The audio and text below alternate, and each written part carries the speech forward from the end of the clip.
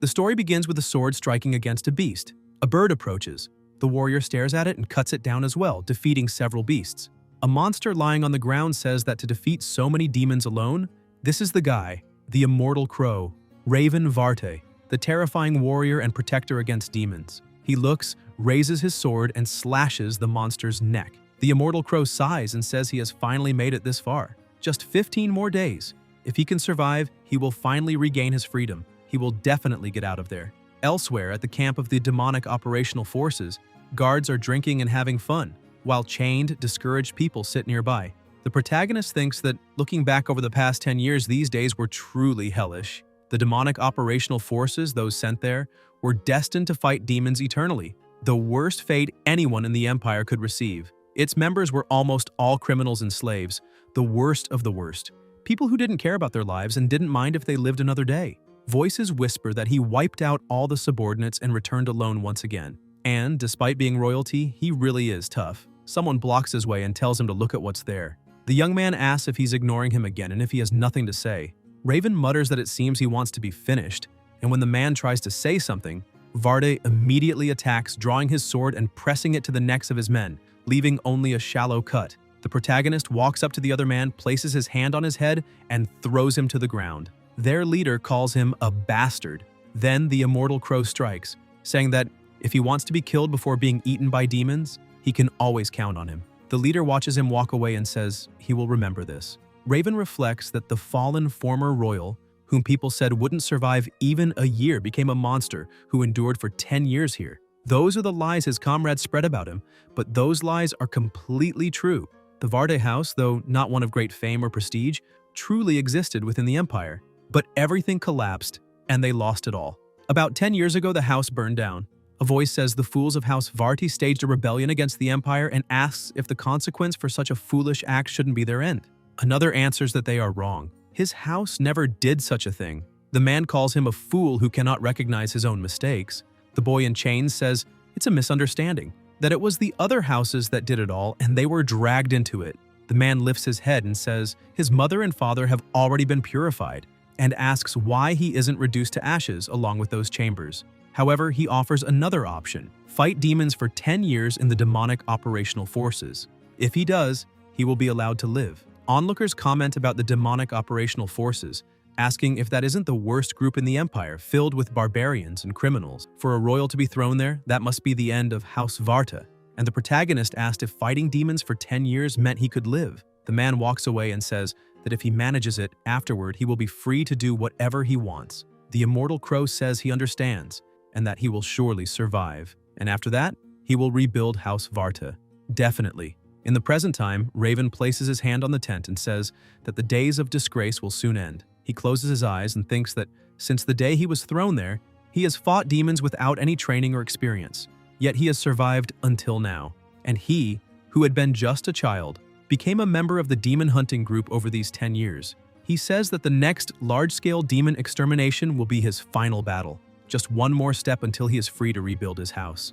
Meanwhile, in the territory of House Pendragon, in the Ancona forest, a warrior stands nervously before a creature. The dragon says the time to fulfill the oath is drawing near. The knight simply stares. Dragons, beings stronger than any kind of demon, perhaps even the strongest life forms to ever set foot on Earth. Only one house can use these beasts as familiars, the Duchy of Pendragon. Thanks to their ability to tame dragons, they wield great influence in the Empire as one of its most prominent houses. Days remaining until Raven's amnesty, 13 days. At the camp of the demonic operational forces, inside the commander's tent, the protagonist steps out and says he has returned. The chief remarks that it seems he came back alone again and asks about the escort mission report. The immortal crow stares at him and says there is a large number of demons at the front lines. If they were to encounter the main troops, their chances of victory would be almost zero. The chief asks if he is saying they cannot defeat them and adds that they would indeed lose if they were alone. However, tomorrow it seems House Pendragon will help them. Moreover, they are bringing the strongest being. They are bringing a dragon. Vart asks if he is saying that such a terrifying creature will fight alongside them. The chief says he knows it is hard to believe, but apparently the Pendragons have been taming them for generations. The white dragon will deal with the demons for them. Raven thinks about House Pendragon. They are the most influential family in the Empire and have the Emperor's blood running through their veins. He doesn't know if it is true or not, always thought it was just a legend and wonders who could use an existence like a dragon as a familiar. The protagonist reflects that he has spent 10 years of his life fighting demons but has never seen a dragon, and never thought Baltai believed in things like fairy tales, wondering again if he has finally gone mad. He also heard that the previous head of House Pendragon lost his life, and that they lost much influence in recent years, so he cannot trust this information. The chief says he has no right to say no. This is an order. Besides, he will not have to go to the battlefield the next day. The immortal crow asks what the hell that is supposed to mean. The chief says that since they will have a dragon, they will let it handle the demons, and asks if that isn't clever, then tells him he will have to look after the Pendragon brat. Vart replies that is enough. The chief orders him never to leave his side. Raven stays silent for a moment, then says he understands and will do as told. The chief says to now go introduce himself to the future duke, that he counts on him tomorrow, and then tells them to continue the banquet and bring the liquor. The protagonist walks toward a tent with the dragon symbol and thinks that he really came, and he doesn't understand why a member of royalty would bother coming to such a filthy place to help them. Baltai called him a brat, having to babysit a spoiled child, and says, whatever, it doesn't matter if they win or lose, as long as he survives, he will finally be free, that's all. The immortal crow enters and apologizes for intruding. A voice asks who he is. Varte widens his eyes and wonders what kind of voice that is. It doesn't sound human. He sighs and says he is sorry for disturbing without warning, then asks if he is speaking to the young lord of House Pendragon. The voice answers that it is indeed a Pendragon, and tells him to state his name and intentions.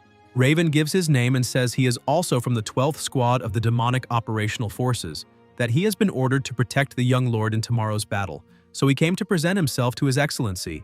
The voice says it is unnecessary, that he just needs to be ready for tomorrow and can go rest. The protagonist stands still with his head lowered. The voice asks if he has anything else to say. The immortal crow asks if he didn't bring the dragon, because the firepower of a dragon is necessary for tomorrow's battle. The Lord tells him to calm down, that the dragon will certainly be there to help tomorrow, so he may leave. Vart replies that he understands and walks out, wondering if he really is a child, because there is a strange calmness about him. For a member of the duchy to come alone to a place like this is something he has never heard of. But it doesn't matter. It's not as if he will see him after tomorrow anyway. The next day, the knights gather and the guard announces that the young Lord Pendragon will now appear. Everyone waits to see him, but nothing happens, leaving them confused.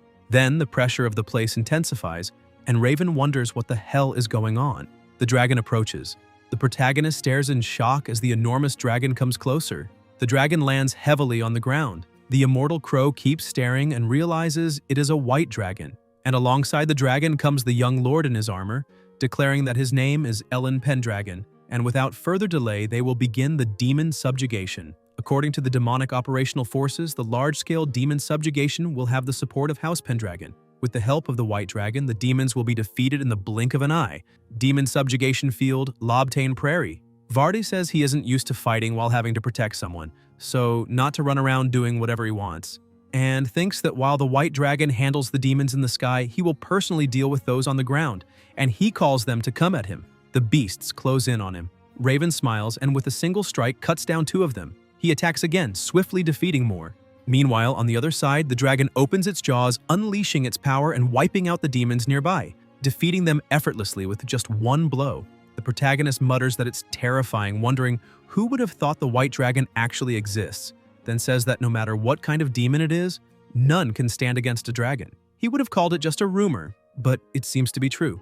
There are countless demons, yet that single dragon managed to destroy most of them. He thinks the battle has been easy so far thanks to the dragon, that victory is nearly certain, and that he is truly lucky for his last mission to be so simple. The dragon lands heavily on the ground and looks toward its master. The immortal crow asks if he and the dragon are hurt. Ellen replies that they are fine and not to worry.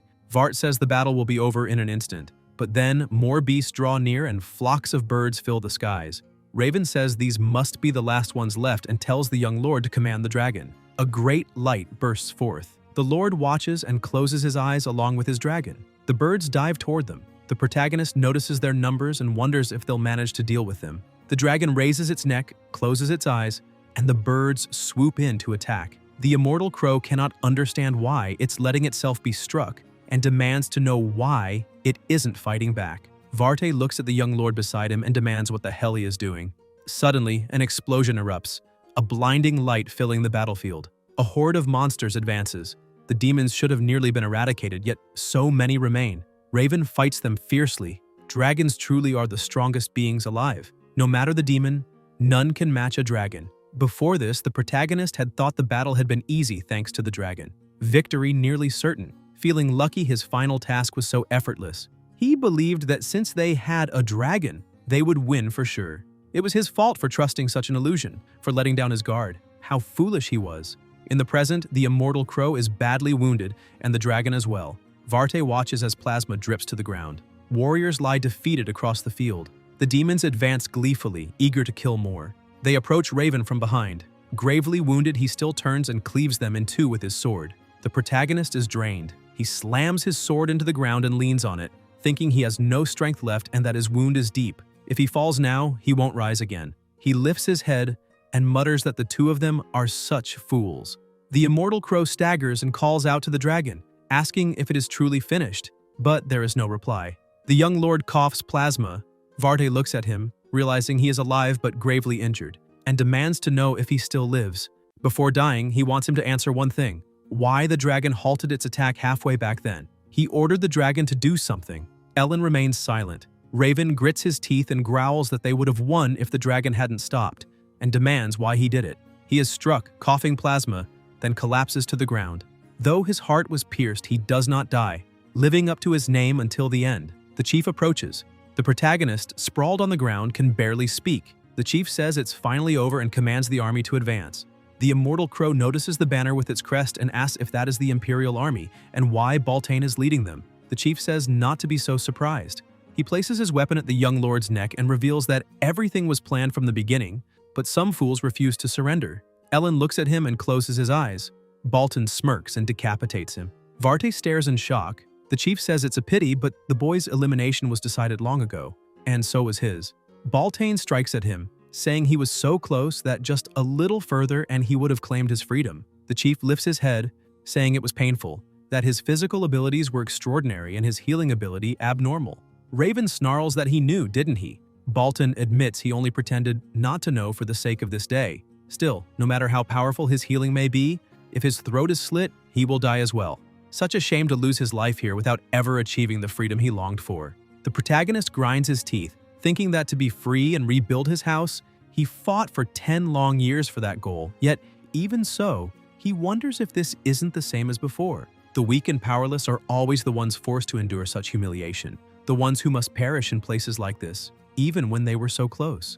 The chief says he will tell him a little secret. In truth, the rebellion his family had to endure for the past 10 years, his conscription into the demonic special forces, and the elimination of the Pendragon brat, all of it was orchestrated. The immortal crow widens his eyes, shocked by what he has just heard. As Baltaine strikes him, he says the only thing they did not expect was that the dragon would be so weak, but everything had been part of someone's plan. And with that, farewell. The chief attacks, decapitating him in a single blow. The dragon remains in place, countless weapons stuck in its body. It opens its eyes, pulling them out, gazing at the two heads lying on the ground. It keeps watching, all the conditions now fulfilled. The plasma spilled across the earth begins to rise, merging together. The dragon spreads its wings and takes flight as the plasmas gather. The plasma of 1,000 humans, 1,000 demons, royal plasma and dragon plasma, the meeting of sun and moon, and it will now fulfill the oath. A blinding light radiates above its head and over the two human heads. The severed heads on the ground vanish. The dragon lifts its gaze toward the moon and declares that everything will now be in his hands. Dragon Night. The protagonist appears elsewhere and wonders if he has been killed, thinking that this feeling of being torn apart is the same one he experiences when regenerating. Then, in another place, he opens his eyes and sees someone before him, wondering where he is. Something seems to be in his hand. The Imperial Crow rises. A maid looks at him in shock and calls him young master. She rushes out saying this is terrible and calls for someone. Raven, confused, questions the word young. He notices an extravagant chamber unlike anything he has ever seen before and wonders where the hell he is. People rush through the corridor. An elderly man asks if the young master has finally awakened. All eyes turn to him. The old man says he has indeed awoken and asks if he is well, if he remembers himself. Varta, in another body, asks who they are calling young master, if they mean him. The elder confirms it. This is Conrad, the castle of House Pendragon, and he is the master, Aaron Pendragon. The protagonist stares in shock. He asks if he himself is Aaron Pendragon. He leaps to his feet, wide-eyed, and catches sight of his reflection in the water. The maid says he may not remember his own appearance, that he may be confused after just waking and not to strain himself. The elder says it is to be expected after being unconscious for 3 years. The immortal crow wonders if 3 years have passed, 3 years since that battle. He thinks he is sure he was decapitated and died there. And since he is a semi-immortal, why, instead of simply reviving, has he become a Pendragon? Someone opens the door. It is his mother calling him son and asking if he has awakened. The servants murmur if it is Lady Helene, and the immortal crow wonders who she is this time. His mother says he truly has awakened. Varda widens his eyes upon seeing the lady pass straight through another person and wonders who that person is. The woman signals with her finger, telling him no. Helene embraces him, asking if he remembers her, saying she is his mother. Raven thinks he remembers nothing, wondering what the hell is happening if this is a dream, and who that young lady is. The old woman points her finger outside. The protagonist looks in shock. There is the white dragon, the very one he saw defeated before. The two lock eyes. The dragon keeps staring. Then it lets out a thunderous roar, unleashing crushing pressure, and advances toward him. The immortal crow wonders about Soldrake and why he knows the name of this white dragon, and thinks that regardless he had died with Eren. He wonders if it revived him, that perhaps he had still been alive in that state and he cannot make sense of anything that is happening. Someone calls the dragon. It is the lady, saying she will not allow it to harm her son any longer. The dragon looks at her. Helene, eyes closed, extends her hands. The lady steps in front of her, approaching the dragon. The protagonist shouts for her to step back, but his mother doesn't understand. The old woman looks back and winks at him. The immortal crow stares in shock. Helene asks what's wrong, saying it's dangerous to stand like that, and urges him to sit down. Raven wonders about that woman, if he is the only one who can see her. The old woman strokes the dragon. Soldrake closes its eyes, retreats, and flies off. The lady looks at him, then begins to vanish. Varde realizes she has disappeared. Helene sighs. A servant asks if she is all right. She says she is, but what matters more is something else. The protagonist grinds his teeth, thinking of the extravagant castle, the servants worried for him, and the dragon's name that suddenly came to his mind. It seems he truly has become Eren Pendragon. His mother calls him. The immortal crow answers that he is fine. Helene breathes a sigh of relief. Raven walks and thinks there's no point in staying confused. He'll need to gather information to better understand things. And since he isn't really Eren, he must ensure he won't be found out, so he'll begin collecting information. The demonic special forces, a lowly group with basically no human rights, where they threw the worst of the worst. They say it's impossible to survive even a year in that hellish environment. Yet Varda survived 10 years there, constantly improving both his combat skills and his abnormal regeneration, a warrior unmatched by any demon or human. Lobtane Prairie, the demon's subjugation, his final battle before being freed. The young Master Pendragon and he were betrayed and lost their lives on that battlefield, but the immortal crow returned to life in the young master's body, and time was rewound 7 years before that battle. His days, once filled only with plasma and filth, suddenly changed completely, and now, the maid stands before him with a spoon in hand. The protagonist watches, uncomfortable. She tells him to open his mouth, and now he is being fed like a baby. Raven says it's been days since he woke up, and that he can eat by himself. The maid insists he cannot, that he'll sit there quietly. It was the doctor's orders, so open up. Varda thinks her name is Lindsay. Apparently she was in charge of Eren's daily needs before he suddenly fell into a coma. And being so overprotective, she treats him this way. Now that he has become Eren, he has no choice but to go along with it. But this goes beyond any level of shame. After finishing the meal, the maid thanks him for his effort and, while preparing his medicine, says she'll help him get dressed. The protagonist stands, saying there's no need. He can do it himself. He'll wash his face first and asks if she can bring his clothes there meanwhile, and also says he'd like a ribbon for his hair. Lindsay panics and calls out to him, saying he still cannot walk. It will harm his body. As for his clothes and hair, she'll take care of it all, so he should just rest. The young master says he understands and tells her to calm down. The maid tells him to sit on the bench and that she'll begin. The immortal crow replies he'll be in her care, though thinking he just wanted to be left alone. He's just arrived here, but in this life, everyone does everything for him. He's terrible at dealing with it. Lindsay asks if he's done changing and what's wrong. He replies it's nothing. The maid sighs in relief and asks if he needs anything else, saying he just has to tell her. Vard answers that this is enough and that he'll lie down. Then he hears someone calling him brother. It's a girl and a child, asking how his body is. Raven stares at them. Lindsay says they're Aren and Mia, and the protagonist thinks these things always happen at the worst possible moment. Eren tells Mia to stop, but Mia runs straight to him and hugs him. The immortal crow smiles, a little embarrassed. Eren apologizes and asks if he can already walk normally. Vart answers that he can, as long as it's only walking. The maid tells him to sit down. The girl thanks her and asks if they disturbed him. Raven answers no, it's fine. Aaron says that's wonderful and that they were so happy to know he woke up. By the way, the flowers in the garden have finally started blooming. As soon as he can leave the room, they'll see them together. The little bush he planted is also about to bloom, and she asks if he remembers it, saying it was just before he fell into a coma. The protagonist thinks here she goes again. Since he pretended to have lost his memories, his sister has been talking non-stop. But thanks to that, he's been able to gather a lot of information from her. She also told him how chaotic Aaron was. Instead of learning swordsmanship, he focused on reading and painting. A person who preferred gardening over fighting. But that's enough. Still, Aaron was a coward who locked himself in his room to avoid contact with others. Because of this, not only were his sword skills poor, but his combat skills as well. And so, rumors spread among the other houses. The Duke's successor became a hidden joke. It's no surprise House Pendragon fell into disgrace. But now, time has been turned back and he has become him. His body is that of a 17-year-old, about 10 years younger than when they faced each other on the battlefield. According to the castle servants, he fell into a coma at 14 and awoke 3 years later. There must have been a reason he took over the boy's body while it was in a coma. But no, the reason isn't important. What matters is that he is alive again, returned 7 years into the past, and now has a chance to do everything over. The time when he was sent to the demonic special forces and lost his family's honor, he has now been given a second chance to achieve what he could not back then. What he failed to do, he will begin with what Balton had said, that the disgrace his family suffered because of the rebellion 10 years ago, his conscription into the demonic forces, and the elimination today, all of them are connected. And to understand what he meant, both as Aaron and as Raven, he will fight again. Aaron says, then, and asks if he is listening. He apologizes and tells her to continue. Aaron says that Luna is coming to see him. The young master tells her to wait and asks who that is.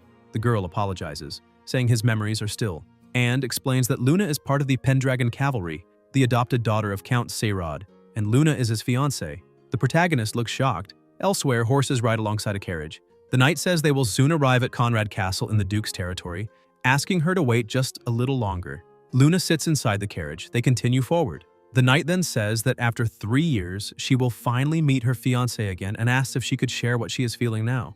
This is the head knight, Joseph Breeden. Luna sighs and asks why she should share something like that with someone like him. She tells him not to worry about her, just do his job. She looks to the side and thinks that Aaron is a weak, pathetic human, whose gender even seems ambiguous. Even if she sees him, he will probably be hiding in the shadows, so talking will be impossible. She became engaged to someone like that only because it would benefit her family. However, that ends today. Her father, Count Seyrod, has finally decided to break off the engagement. The power of House Pendragon has greatly diminished in recent years. There is no benefit in marrying into a declining house. From the very beginning, she never acknowledged such a weak person as her fiancé. Honestly, she felt relieved when her father told her to end it. Joseph says that, by the way, although their purpose in coming here is to inform them of the breakup while offering apologies, he still wonders if the young master has grown. Luna replies that it is nothing he needs to concern himself with. She will speak with him herself. He only needs to stand by without provoking the Pendragon Knights. Breeden smiles and says they will heal them like Knights of House Pendragon. Regardless of whether that boy, the young master, has awakened or not, the glory of the past will never return. In other words, young Master Aaron once failed to form a pact with the dragon. He is certain that House Pendragon will only decline further from now on. However, if it is him, he can bring more glory than House Pendragon. Even without a dragon, he himself alone is enough to… The young lady interrupts, saying it's unpleasant, and tells him to step back. The head knight apologizes for his rudeness. Luna wonders if there is any respectable man in either house, Pendragon or Seyrod. They are either weak or arrogant, and she dislikes both. Duchy of Pendragon, Conrad Castle, Entrance Hall. The young lady greets everyone of House Pendragon. It has been some time.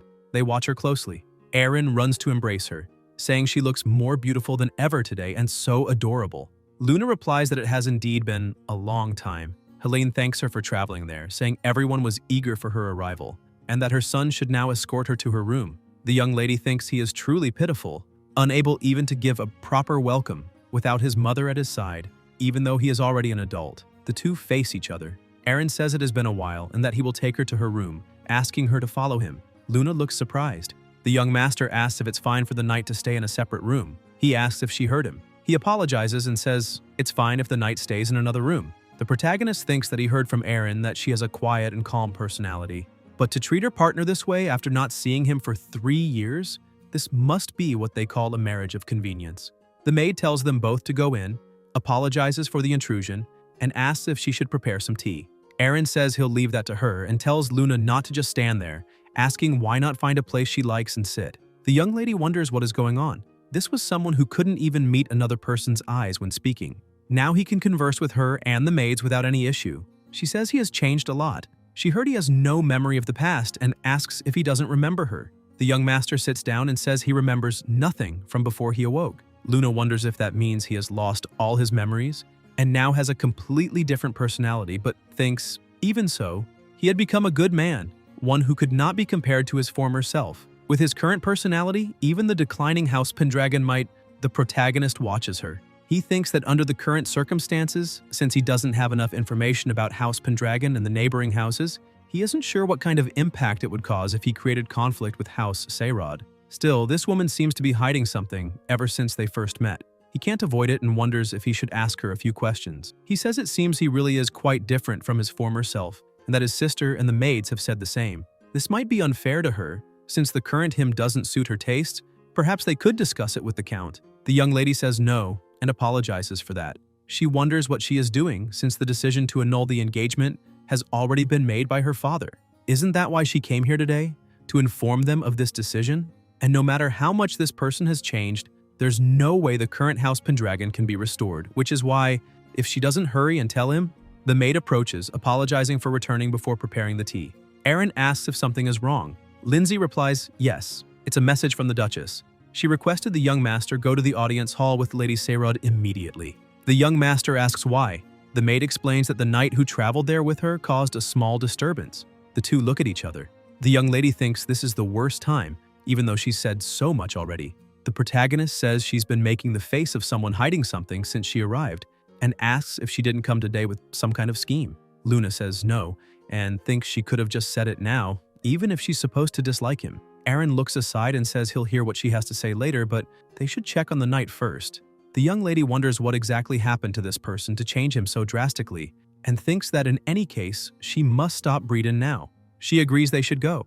Elsewhere, a voice asks about an annulment. The servant asks if that's truly what the Count wants. The head knight says yes. They came today to deliver this news to the young master. The lady grits her teeth, asking about breaking off with House Pendragon, and whether he is truly prepared to take responsibility for the problems that will arise from doing so.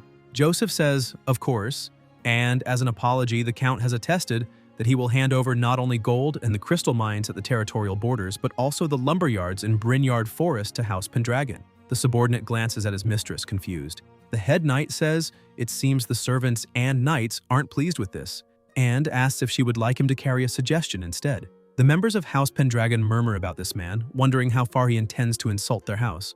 Helene thinks that though House Pendragon is currently struggling financially, their pride would be stained if they accepted this. She says she would prefer to refuse this proposal. Joseph asks if she's sure, saying this could be their last chance to put the house back on track. As the lady is about to reply, a voice tells her to wait. They look in surprise.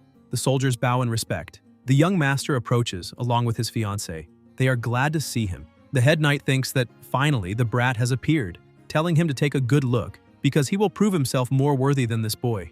Aaron sits. Joseph greets him, saying it's been a while and asks how things have been for him. The protagonist asks who he is. The head knight freezes awkwardly. The young master explains he doesn't remember anything after waking, so he doesn't remember him. Joseph wonders if he is suffering from memory loss, and thinks that just because his personality has changed, doesn't mean he isn't still a fool. He will make clear the difference in their status. He offers his condolences and introduces himself. Aaron tells him to leave. The head knight doesn't quite understand. The protagonist says he has no interest in him. He's just a mere knight and wants him gone. Joseph is outraged, asking if speaking that way to a leader like him isn't extremely rude. The young master replies that he believes Joseph is the one being rude by coming into the castle, and asks if he understood or if he needs him to draw a picture, telling him to disappear from his sight and not make him repeat himself. The head knight falls silent, trembling as he walks out. The young lady simply watches.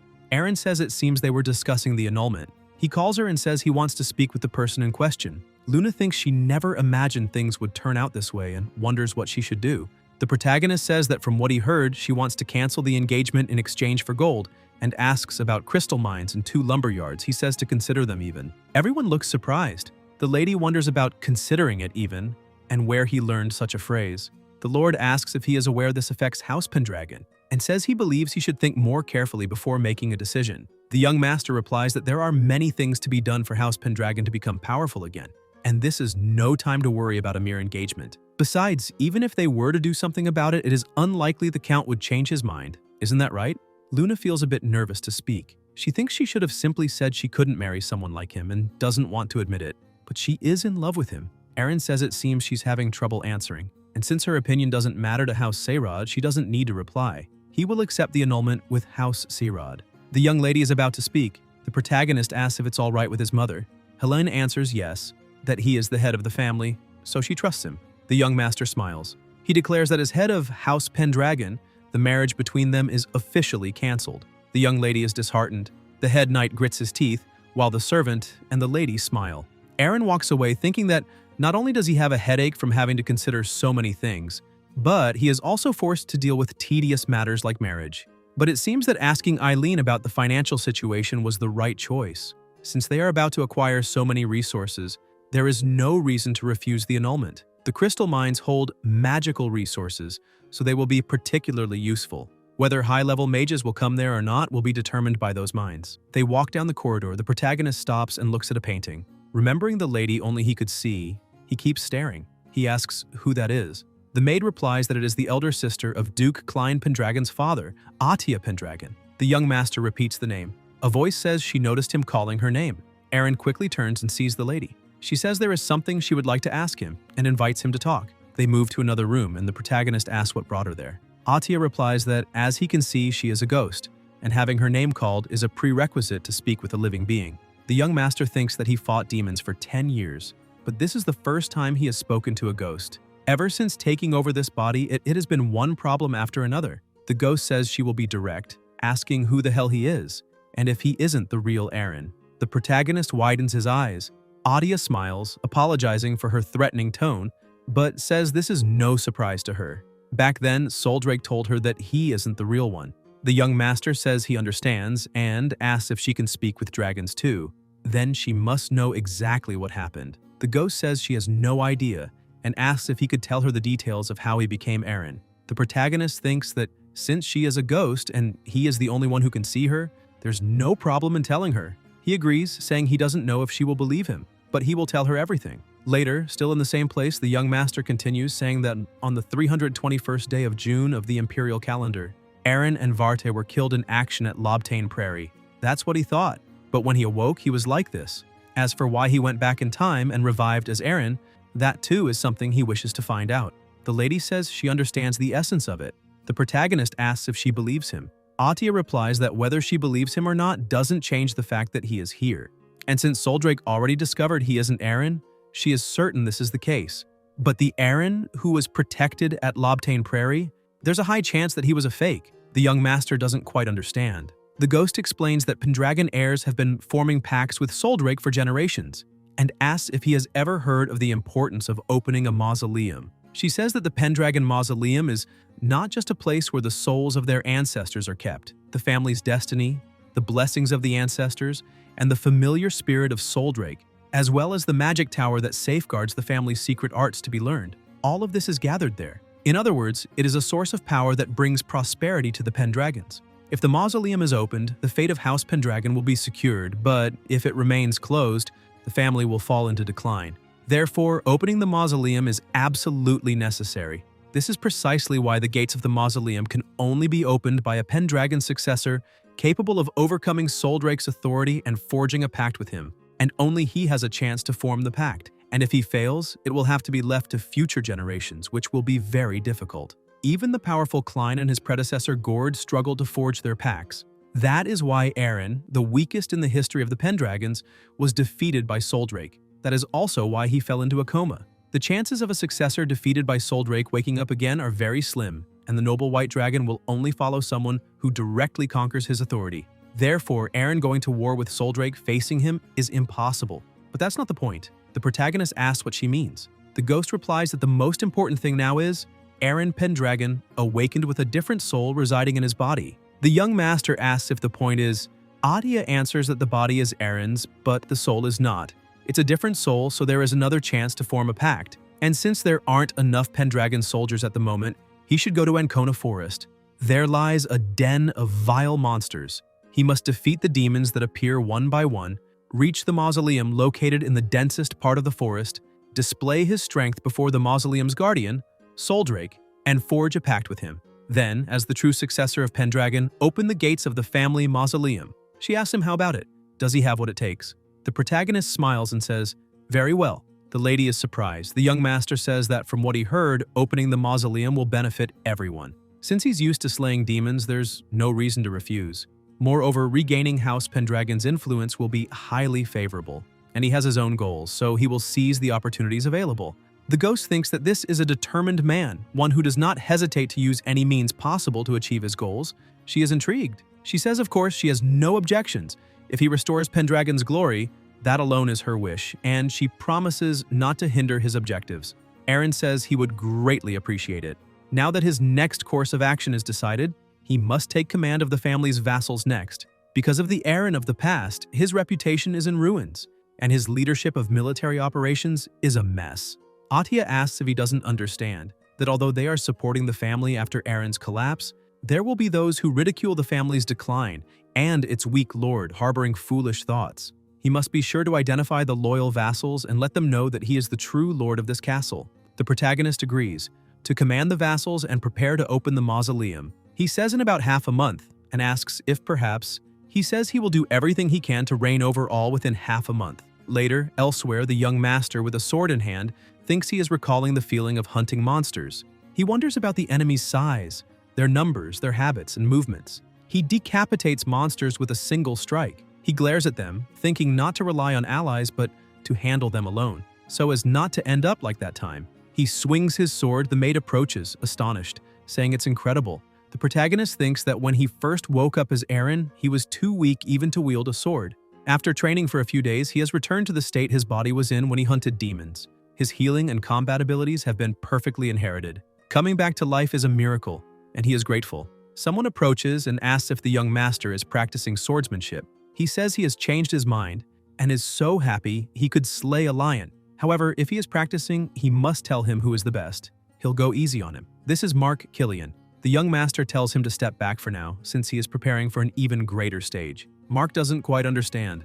In the main hall of Conrad Castle, Aaron sees everyone gathered there and makes an important announcement. Soon he will open the mausoleum. Everyone looks shocked. Killian says that to do so, he will have to clear Ancona Forest all the way to the gate and that he will follow his command. But since he has only trained for a few days, he wonders if it will be difficult for him to take on such a journey. The protagonist tells him to leave that aside and report on the situation near the gate. Mark says it is terrible. Since the beginning of the year, not only have the monsters grown uncontrollable, but bandits have been doing as they please.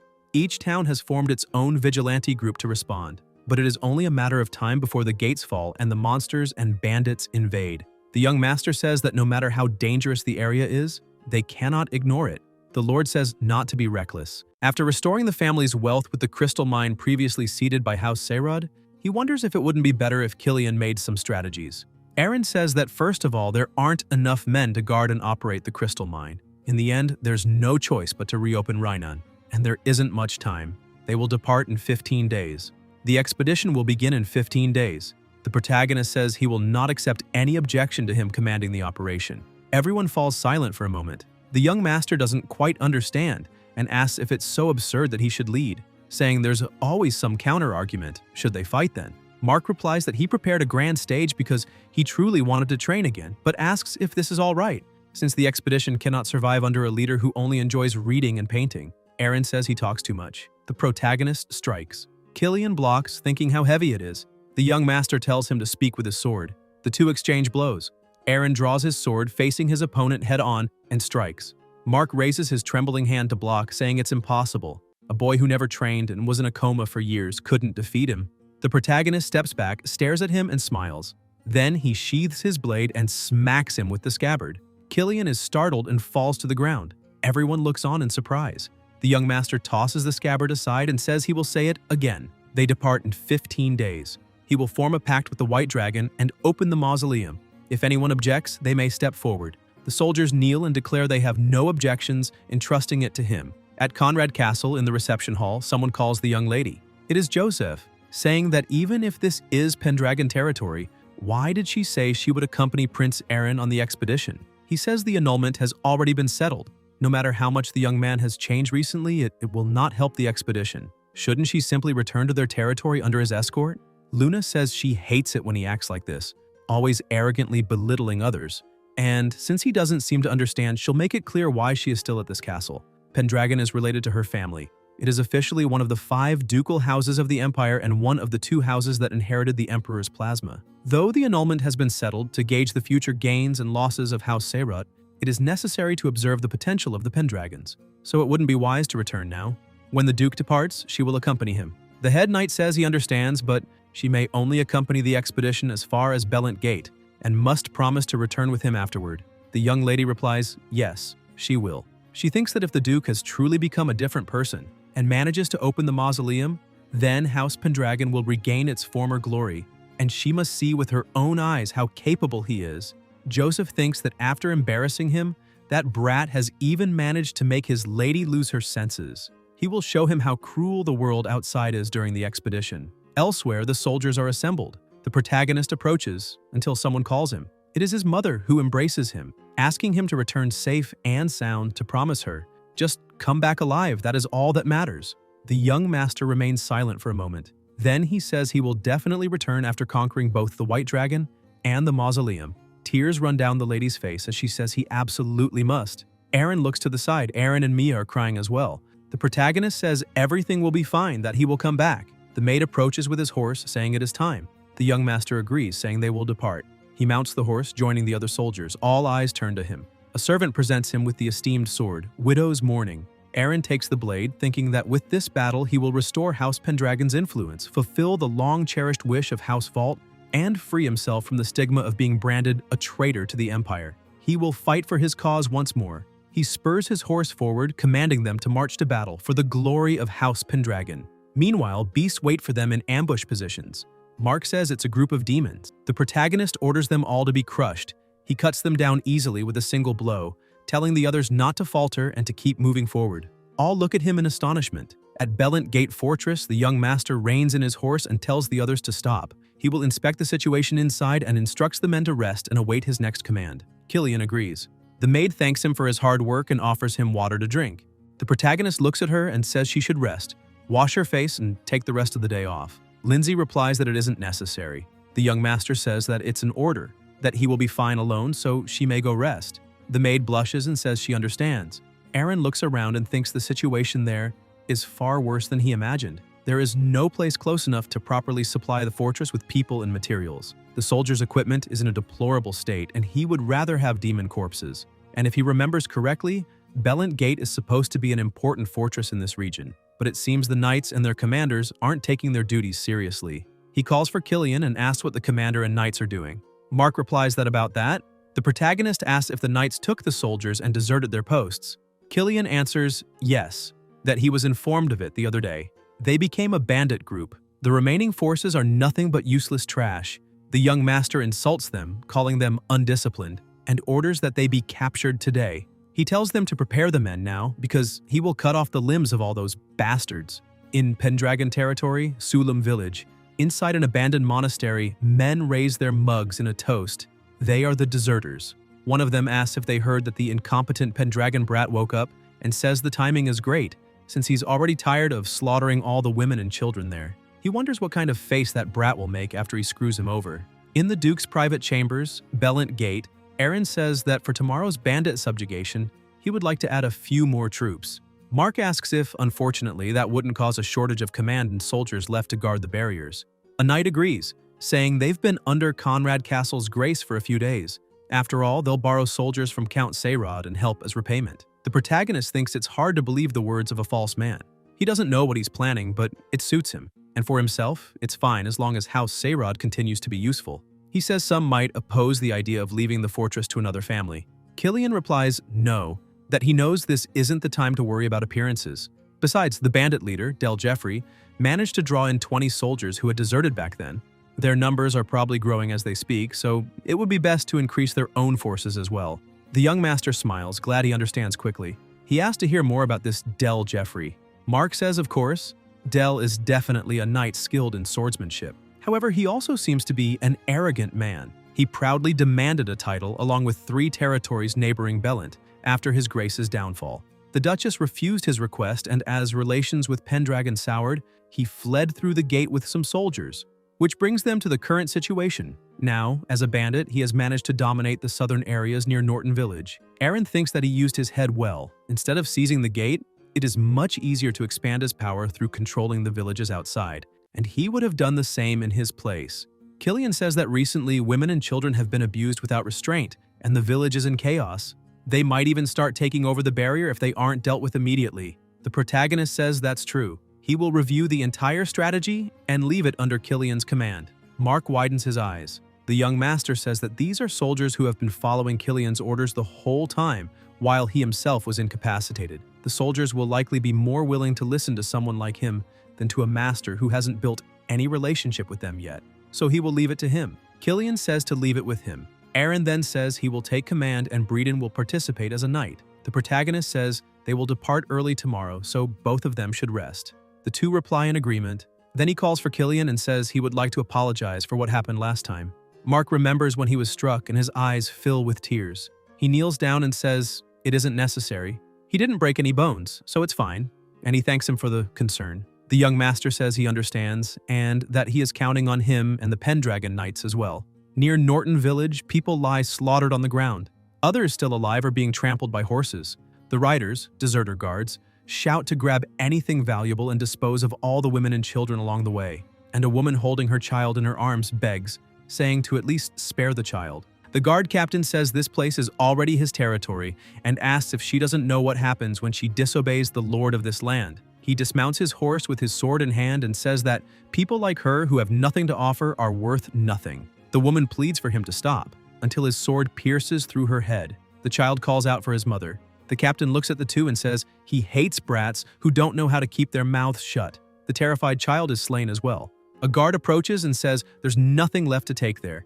The captain says it's about time they seize the fortress, and after that, Conrad Castle will be next. They'll kill that incompetent brat in front of his mother, and Helene will eventually be his. It's only a matter of time before Pendragon is his too. Elsewhere, the protagonist rides alongside his soldiers, thinking that the lands are in terrible condition, and that there's no way people can live properly like this. He calls for Killian and asks if all the areas outside the fortress are in this state. Mark replies that unfortunately yes, nearly 70% of the entire territory. While a few villages have managed to endure, asking the fortress for help isn't possible since they might encounter monsters and bandits roaming nearby. The young master thinks he imagined opening the mausoleum would be his first opportunity, but it seems he will have to deal with the territory's development first. With 70% in ruins, if they can rebuild the city to a certain point, a simple calculation would allow the population to be sustained at 10,000. Then feathers begin to fall. Aaron wonders if it's a flying monster and orders all troops to hold their positions. A monster approaches. The protagonist recognizes it as a harpy, arriving at just the right time. He lands the first blow and orders 5 archers and 1 strong-armed soldier to step forward and capture it alive. The harpy is struck by arrows. The young master praises them, telling them to fall back now. Killian says, as expected, the demons have retreated to the villages. Aaron agrees. Then they hear noises. Demons are approaching. Mark shouts that it's a goblin. The protagonist defeats them with a single strike. Killian thinks he is fast. More demons close in. Mark says they will wipe out all the demons and that Aaron can move on ahead. The young master refuses, saying instead they should become one of them as companions. All the soldiers look shocked. Aaron explains that goblins have good vision and the speed of harpies can be used to their advantage. This came to him as he thought about wanting some useful familiars. Mark says he's never heard of anyone using demons as familiars. He's seen them on the battlefield before, but never read about it in any book. The protagonist says that regardless of whether they are demons or not, he'll use anything useful, so Mark only needs to stand still and watch. He then asks what the goblins are doing so close to the village, outside the forest. They answer that there are scarier things inside the forest, ranging from wolves to ghouls, harpies, orcs, and even white dragons. The hunting grounds were taken by these beings. The young master says then he must be Kazel, and that he understands the situation. He asks if they've ever eaten humans before. The harpy answers that she doesn't eat humans, only sheep and snakes. Aaron smiles, remembering a harpy from the past that devoured human organs. In the present, he says that although the harpy he once knew fed on humans, he will trust her this time. She thanks him. The protagonist drives his sword into a tree and places his hand on the harpy's neck, declaring that she now owes obedience, that he is the lord of this land, Duke Pendragon, and that she must accept his orders or face the consequences. They say the dragon is frightening and that they will obey. The young master says they are good children and orders Tata and Kazel to begin working, guiding them to the village by the shortest route. The goblin says he understands, knows the way, and tells them to follow.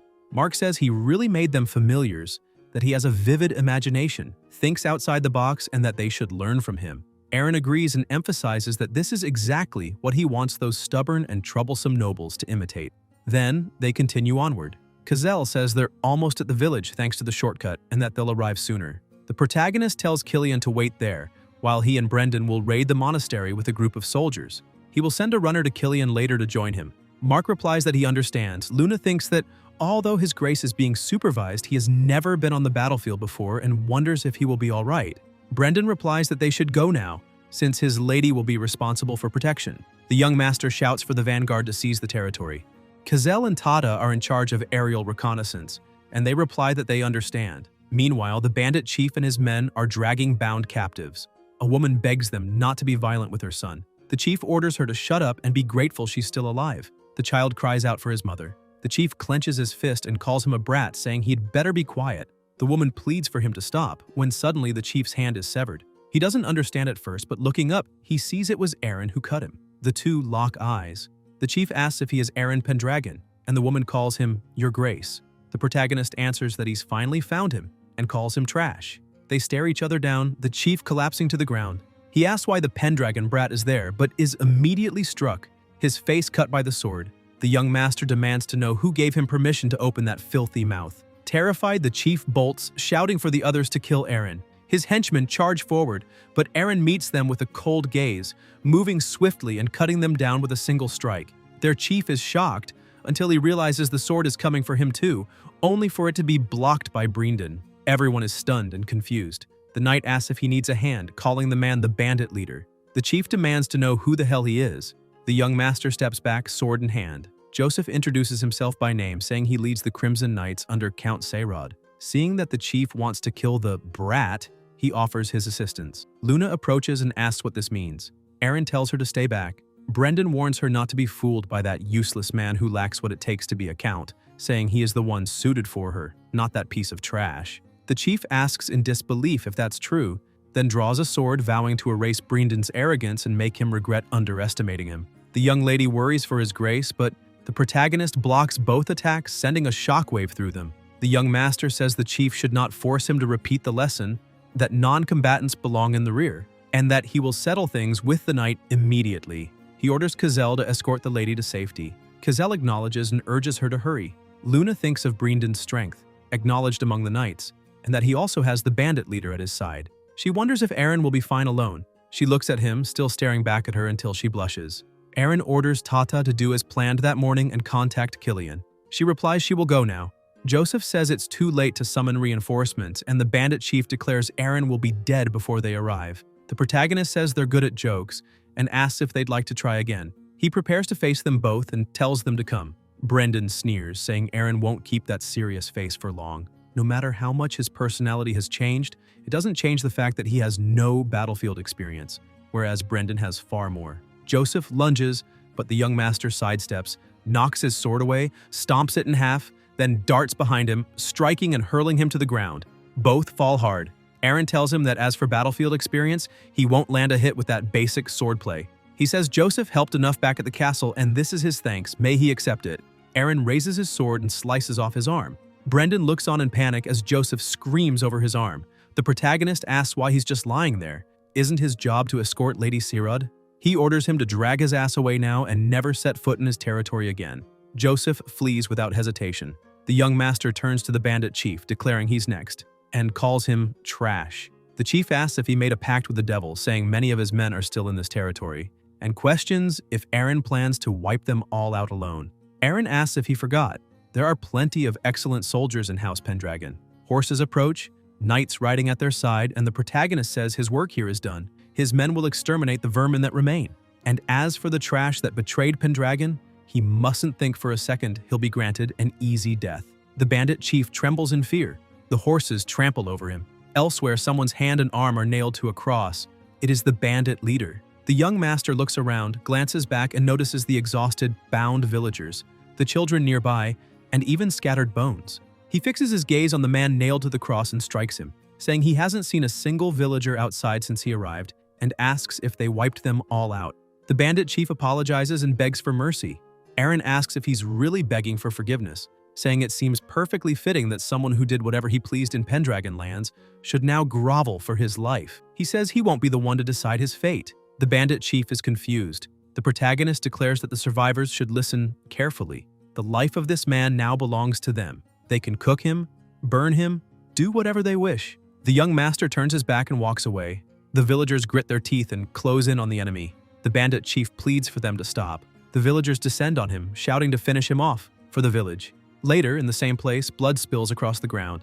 Meanwhile, Eren walks down a corridor, opens a door, and sees a statue. Someone hidden behind it suddenly charges at him with a sword. The protagonist blocks, counterattacks, slams him down, draws his own blade, and drives it through the assailant, blood splattering across the statue.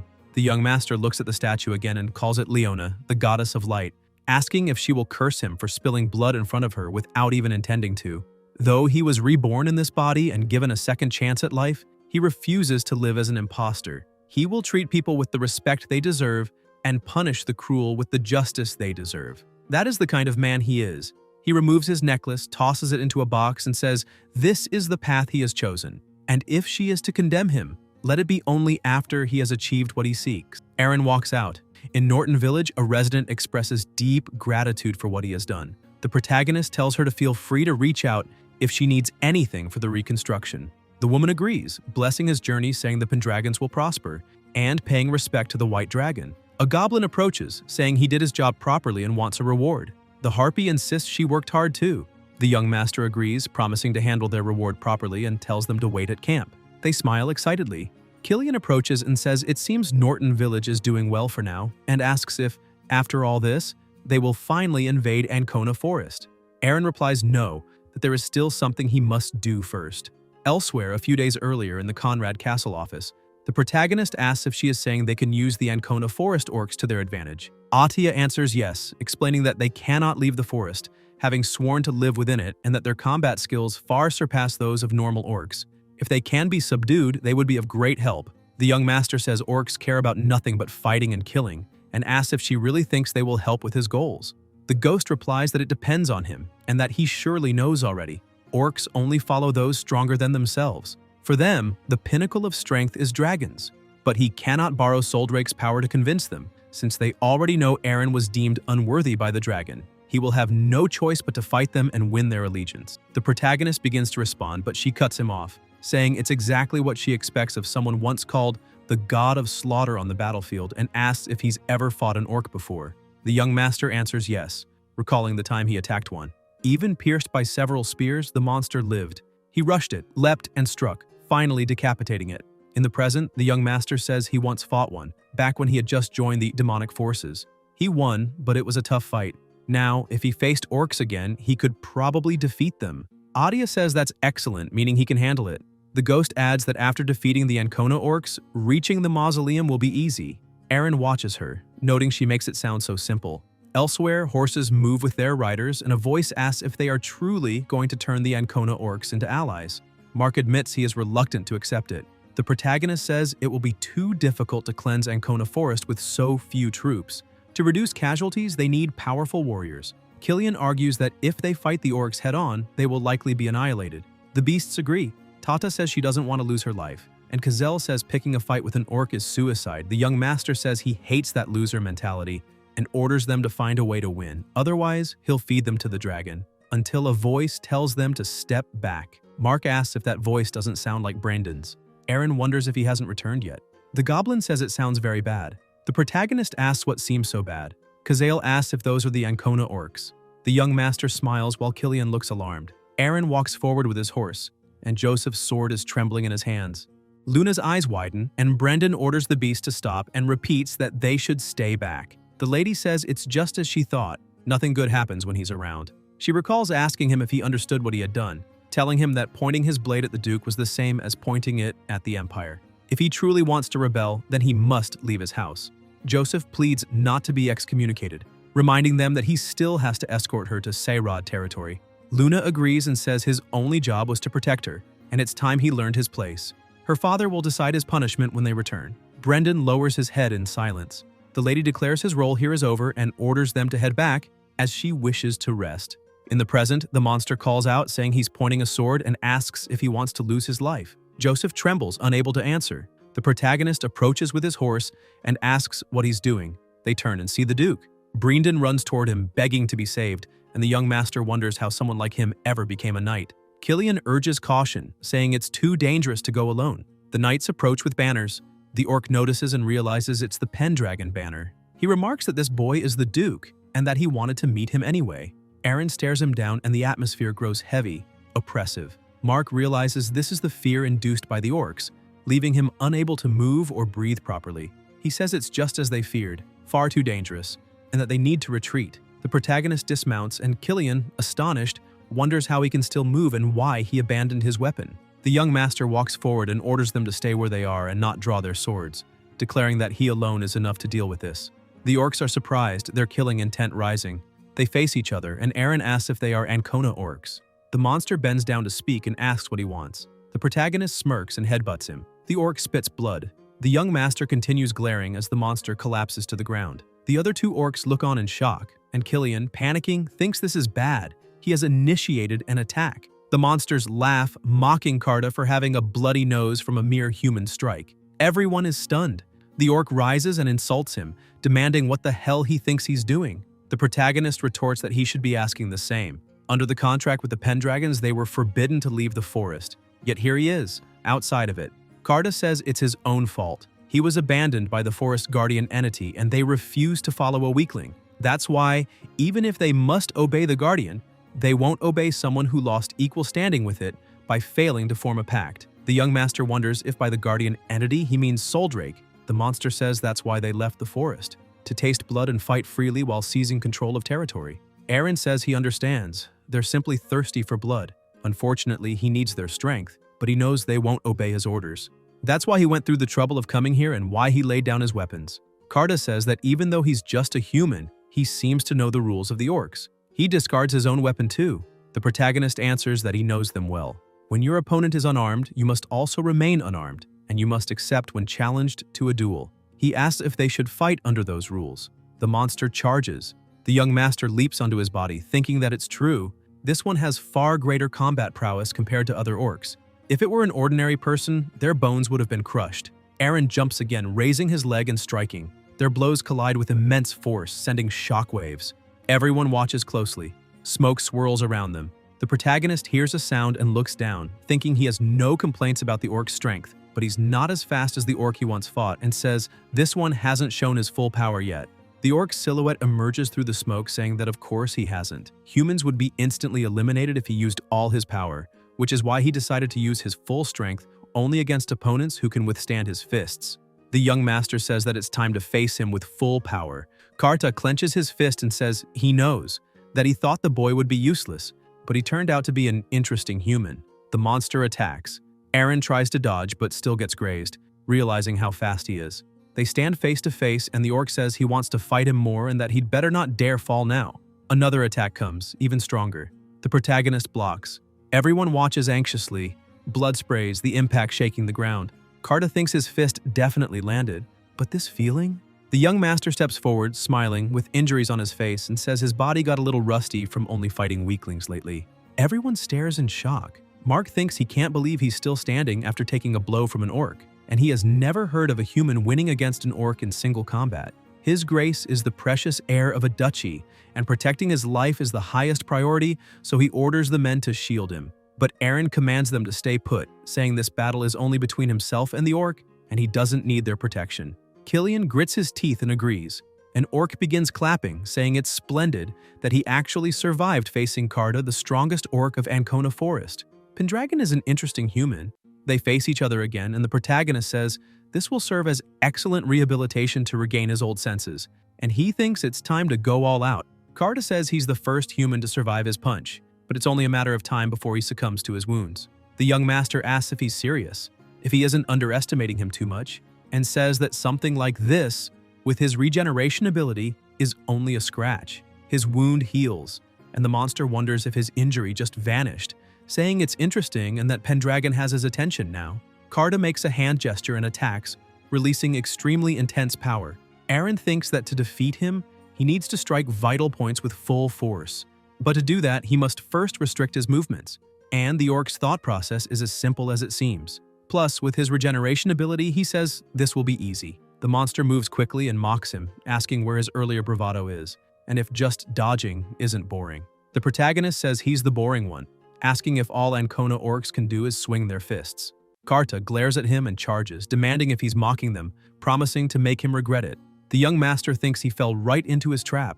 They strike simultaneously. The monster's blows grow heavier, Eren's injuries worsening. Killian shouts about his arms. The orc says his arms are useless now. This is the end. But the protagonist smiles and says, "Got you." Carta's eyes widen in confusion. The young master grabs his leg and says his arms are fine, but this is the end for him, Orc of Ancona. The monster thinks he was sure he broke his bones, wondering how he can still move, realizing this was his intention from the start. Eren releases his leg and leaps. Carta realizes this is bad. He can't dodge. The protagonist locks eyes with him and kicks him in the face. The orc spits blood. The young master lands, watching his opponent fall. Everyone is shocked, even the demons, who say it's incredible that their partner was defeated. And Pendragon is a powerful human. Carta remains on the ground. Mark dismounts, saying they need to treat his arms immediately. Eren says he's fine. It doesn't hurt that much. Killian asks how he can say that. The protagonist sighs, thinking the pain of regeneration is worse than the injury itself, and that he should be grateful this power was passed to him. He clenches and opens his fist, looks aside, walks toward the monster, and asks if he said his name was Carta, then orders him to obey. It's a command. The orc says he knows the loser must follow the winner, and asks what he wants them to do. The young master says that from now on they will begin preparations for the conquest of Ancona Forest, and that he must help with that first. The monster asks about the forest and why, saying that he was already rejected by the guardian deity of the forest, and that he plans to open the mausoleum. They all look surprised. Carta asks if the guardian deity of the forest is planning to form a pact with them. Eren replies that's right. When they reach Soldrake, there will be such a massive horde of monsters that they'll get sick of them, and asks if he isn't grateful, saying that from now on they'll be able to fight every day. The orc stares back and says, "Not really. Those weak monsters can't even be considered opponents, and they'll reach the mausoleum in no time." Killian says if that's the case, then they can take it easy. The protagonist walks to his sword and picks it up. The orc notices and bows. His companions notice too and bow in respect. The young master points his sword at them and tells them to devote themselves to Pendragon, and he expects them to give their all. They remain bowed in silence. Luna widens her eyes in surprise, and Joseph grinds his teeth, very irritated. Later on a bridge, Eren says he will leave some of his soldiers behind to escort her back to House Seyrod's territory, while they will return to their lands now. The young lady agrees, admitting she has no excuse. The protagonist then turns to the one beside her, warning that next time he points his sword at him, it won't end with just an arm. Brendan trembles. The young master rides off with his horse, calling the orc. Luna is about to call him but stays silent and watches him leave, thinking he surely will. The knights ride along with Carta, the harpy, the goblin, and the other orcs, and the young lady thinks that he will complete the dragon's pact and open the mausoleum. She watches him and whispers his name, continuing to gaze at him. Elsewhere, near the mountains, Eren says he can finally see Ancona Forest. The wind grows stronger around the place, and the protagonist says everything begins here, that at last he can start the battle he swore to fight. The dragon looks up and says, so he came, that he himself is there, and that he should try to find the entrance to this domain, though he does not possess a Pendragon's soul. In the valley of Ancona Forest, a snake is struck down by an orc's axe. They easily slay the snakes, saying killing such little worms isn't even a warm-up, and they're tired of facing such weaklings. As the soldiers cut them down with their weapons, more flying snakes approach. The soldiers panic. Eren notices, draws his sword, and cuts them down instantly with a single blow. The soldiers stare in awe and thank him. The protagonist answers it's no problem and tells Kratul he'll leave the treatment of the wounded to him. The orc nods, saying understood, not to worry. He has some effective medicines, and to leave it to him. Killian asks if the Duke is injured. The young master says he's fine and asks about the condition of the remaining soldiers. Mark replies that there aren't many monsters ahead, so there aren't many wounded, and they can keep marching, but they'll lack stamina if they end up in another fight with demons.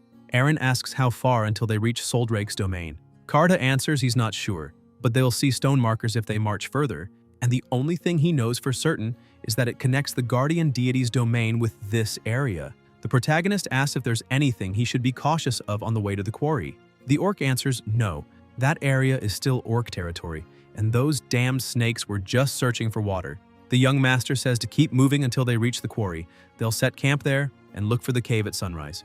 If battles break out on the way, the orcs can handle it, and he orders them to depart immediately. They smile and say, understood. At dusk, Eren dismounts and looks up, facing mountains and winds. Everyone looks, and the protagonist thinks it's a grim place to just be a quarry, and wonders why it's sealed. Karda answers he's not sure about the details, but according to the elder, goblins used to mine there, though there were rumors that at some point, all the goblins vanished at once and never returned. The young master immediately looks at the goblin, and Kazel says he doesn't live in the forest, so he doesn't know. Besides, he's never heard of goblins personally mining. They're much better at stealing than working. The others agree. Killian asks what the problem is. Eren answers, it's best not to leave this area after sunset. The orcs can continue watching in pairs, so set up the tents and let the soldiers rest, and he apologizes to Karda, but says the watch will be shared with him. The orc nods and says he'll inform the others. Elsewhere, torches burn. The orcs sleep, as do the beasts. Tents stand nearby, and a soldier sits on watch until he hears a noise. He stands, wondering what it was, when suddenly he's struck down and eliminated, collapsing to the ground, calling out for his grace. The protagonist is asleep until he feels something is wrong, wondering why the goblins disappeared all at once, and says no. Perhaps they didn't vanish, but something made them disappear and asks who. Meanwhile, outside, someone in a cloak stands on a cliff. It's a skeleton with a terrifying aura, and other skeletons start rising from the ground, mana swirling around their bones. A horde of skeletons emerges. The young master widens his eyes, draws his sword, and charges at the monster, terrified, eyes wide open. He leaps, wondering where they came from, and says no wonder the goblins vanished. Eren disappears from in front of the monsters, reappears behind them, and strikes, the monsters releasing an ear-splitting noise. The sleeping soldiers wake up. The Harpy, the orcs, and Killian also hear the sound, rush from their quarters, and demand, what the hell is going on? They stare in shock upon seeing the Duke standing atop a monster. They call out to him as the protagonist stabs the beast's eye, landing on the ground and striking again. Mark rushes closer and asks the situation, then glances aside and wonders if those skeletons aren't the goblins from the mines. The orc asks then who eliminated them. The young master answers that it's a lich, beings who use the fallen as servants, so he likely wiped them all out, and it seems he wants to stop them from making the Dragon's Pact and opening the mausoleum. They fall silent, and Eren says, as they can see, they're surrounded, leaving no choice but to deal with them. They won't vanish until the summoner is found, and he will locate the lich's true body and take him down. Meanwhile, they must buy him time, and he calls them to move. They charge and clash with the skeletons. Killian thinks they've brought a massive force to prevent the restoration of House Pendragon's ancient glory, but he won't allow them to succeed. His grace has changed so much, as if he has become an entirely different man. Perhaps he can achieve what his predecessors could not. Moreover, the current Duke is far better than the previous. If it's him, he will surely control the White Dragon, open the mausoleum, restore past glory, and make it flourish again. The age of downfall is over. The Pendragons will rise again without fail. Yes, they are the proud cavalry of the White Dragon. Mark charges, decapitates a monster, and flings the head far, leaving it hanging from the rocks.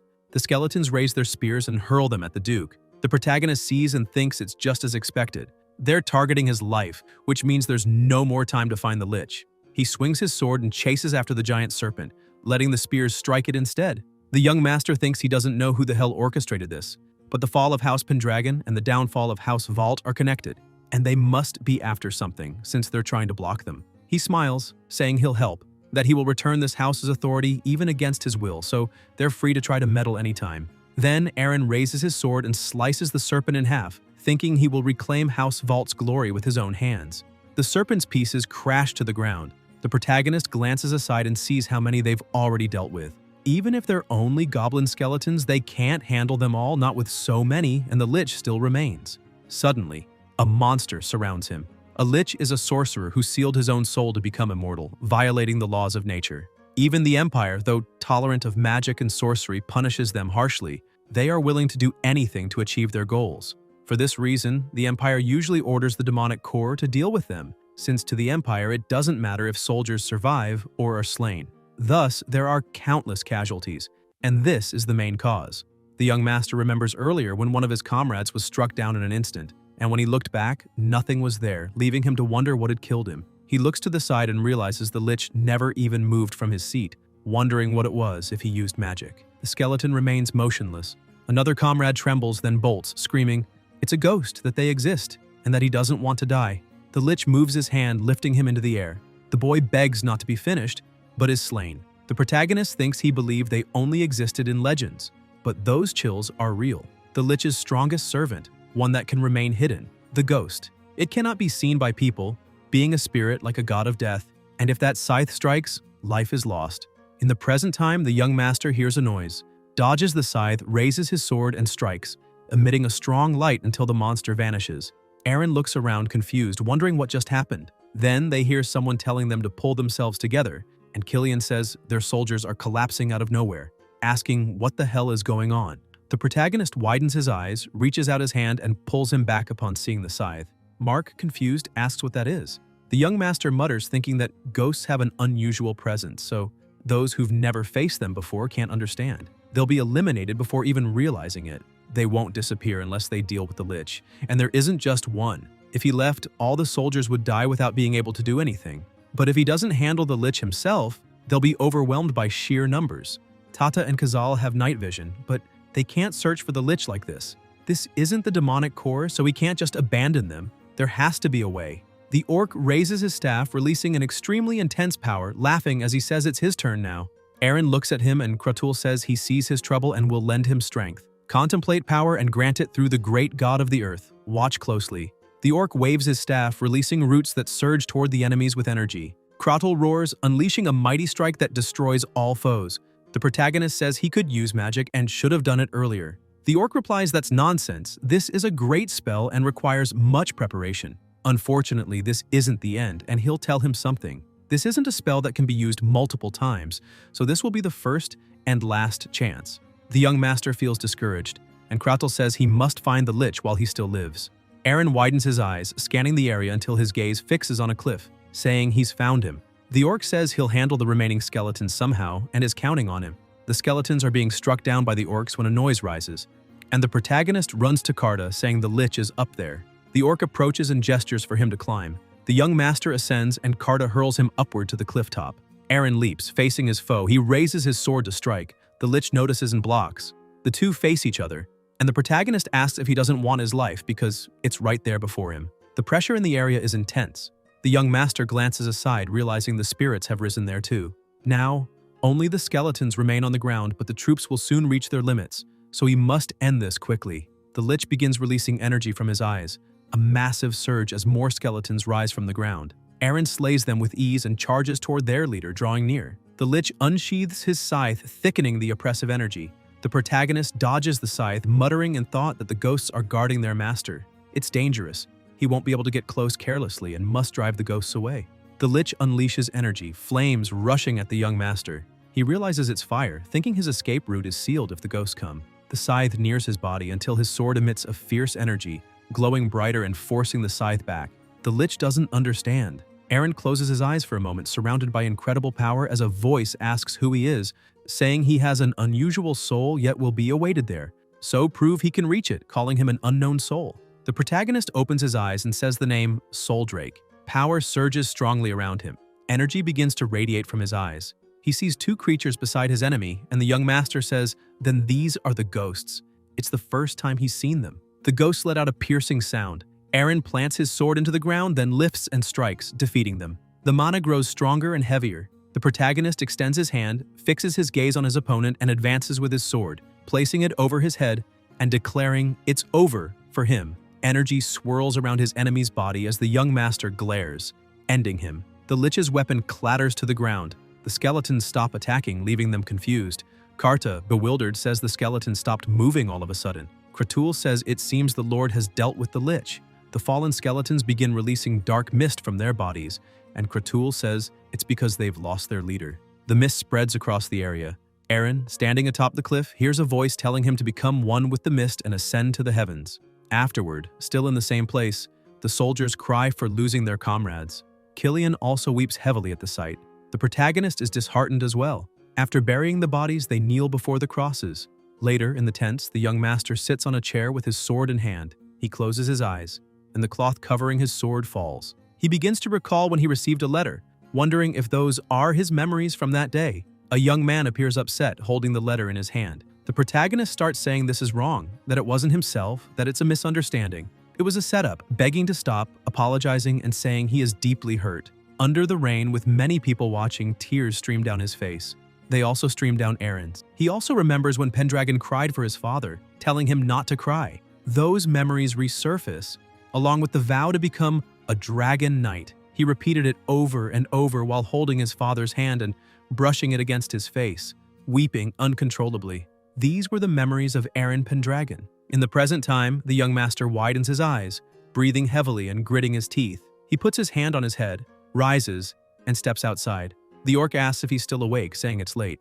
The protagonist calls to him and asks, after all that happened, to keep watch. Kratul replies that orcs are strong so he can relax. Besides, there would only be more sacrifices if it were left to humans. The young master looks at the buried bodies with crosses on top. The orc remarks it was a tough battle. Aaron says this sword saved him. Kratul doesn't understand. The protagonist says it's the cherished sword of the Pendragons, Widow's Lament. That sword gave him the power to guard against the ghost's scythes. It was the flame of Soldrake. The orc asks if that's the guardian deity of the forest. The young master replies that this sword holds the power of Soldrake, and he bears it. He recalls when the dragon called him an unknown soul, saying it's the power to see through all things. Kratul remains confused, not understanding. The protagonist thinks the white dragon knows he isn't Aaron, that he is Raven. But he remembered Pendragon's memories of crying, wanting his father back, saying he would become a dragon knight, crying bitterly. And in the present, he wonders why he dreamed of Aaron. The orc asks what happened. The protagonist tells him to be quiet. Kratul asks why he's angry. The young master apologizes, saying it's nothing, only that he didn't sleep enough. The orc asks if he's serious, then why doesn't he rest? Aaron stays silent for a moment, then says he had a nightmare. Kratul says nothing, looking forward and saying he understands. The next day, Karta says he has a bad feeling about this. Kratul agrees, saying their chances of returning safely have gotten even smaller. The atmosphere there is dark and heavy. Killian says demons' senses are much sharper than humans.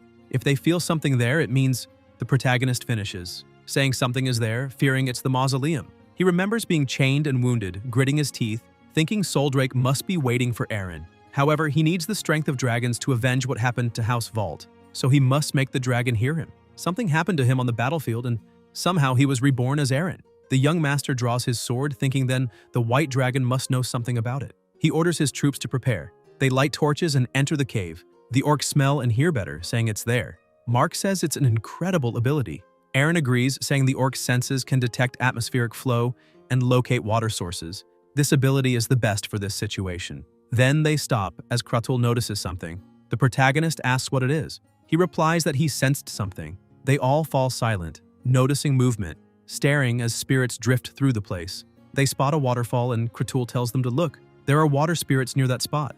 The young master asks about water spirits, if they're dangerous. The orc replies, no, nothing like that. However, this cave has almost no life energy at all.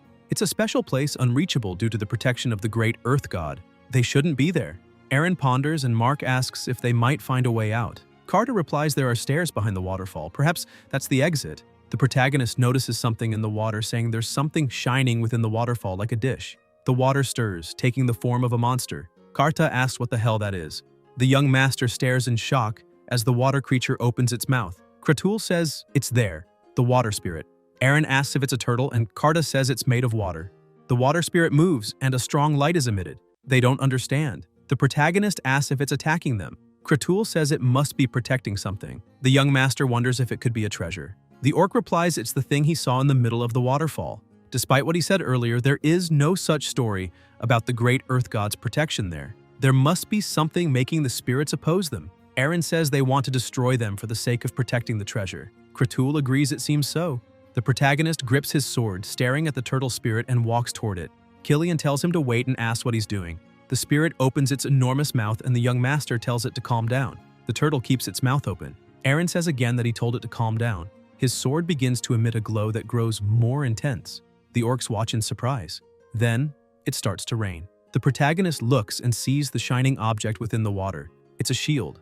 After they retrieve the shield, Mark says this means the shield is the treasure, a marvelous shield that heals the wounds of its bearer and even heals the soldier's injuries. The young master asks if that's true. Kratul says he did something good. made the spirits retreat and asks if this was what he mentioned last night, the power of the widow's lament. Eren looks at his sword and says he doesn't know why. He just felt something, and it happened. They stare at him, and Kratul notes his face doesn't look well. Karta says it was just the strength of the forest guardian deity. Killian asks what he said, and insists all this belongs to the Pendragons. The protagonist thinks that's right. The power of Soldrake is the power of the Pendragons, meaning it isn't his power. He remembers dreaming of his father losing his life, crying not to be finished off, and also saying he would become a true Pendragon. The young master grits his teeth, thinking he is Raven Vault. After walking, they stop, and Mark says they've finally arrived. It's the mausoleum. They stand before the place, and the sword begins to glow. Killian says the widow's lament is reacting. Eren declares this is the mausoleum. The sword keeps glowing until smoke begins to spread across the area. Karta comments on the mist. The protagonist widens his eyes at a silhouette and says something is coming, wondering if it's a knight. Something shining approaches them. The orcs are confused, and Karta asks what the hell that is. Mark, surprised, says that it is, and the young master finishes.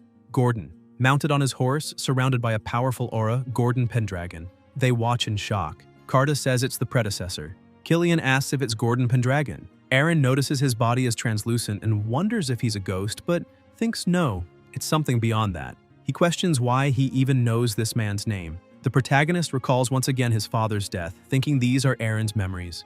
Then a strong light bursts out.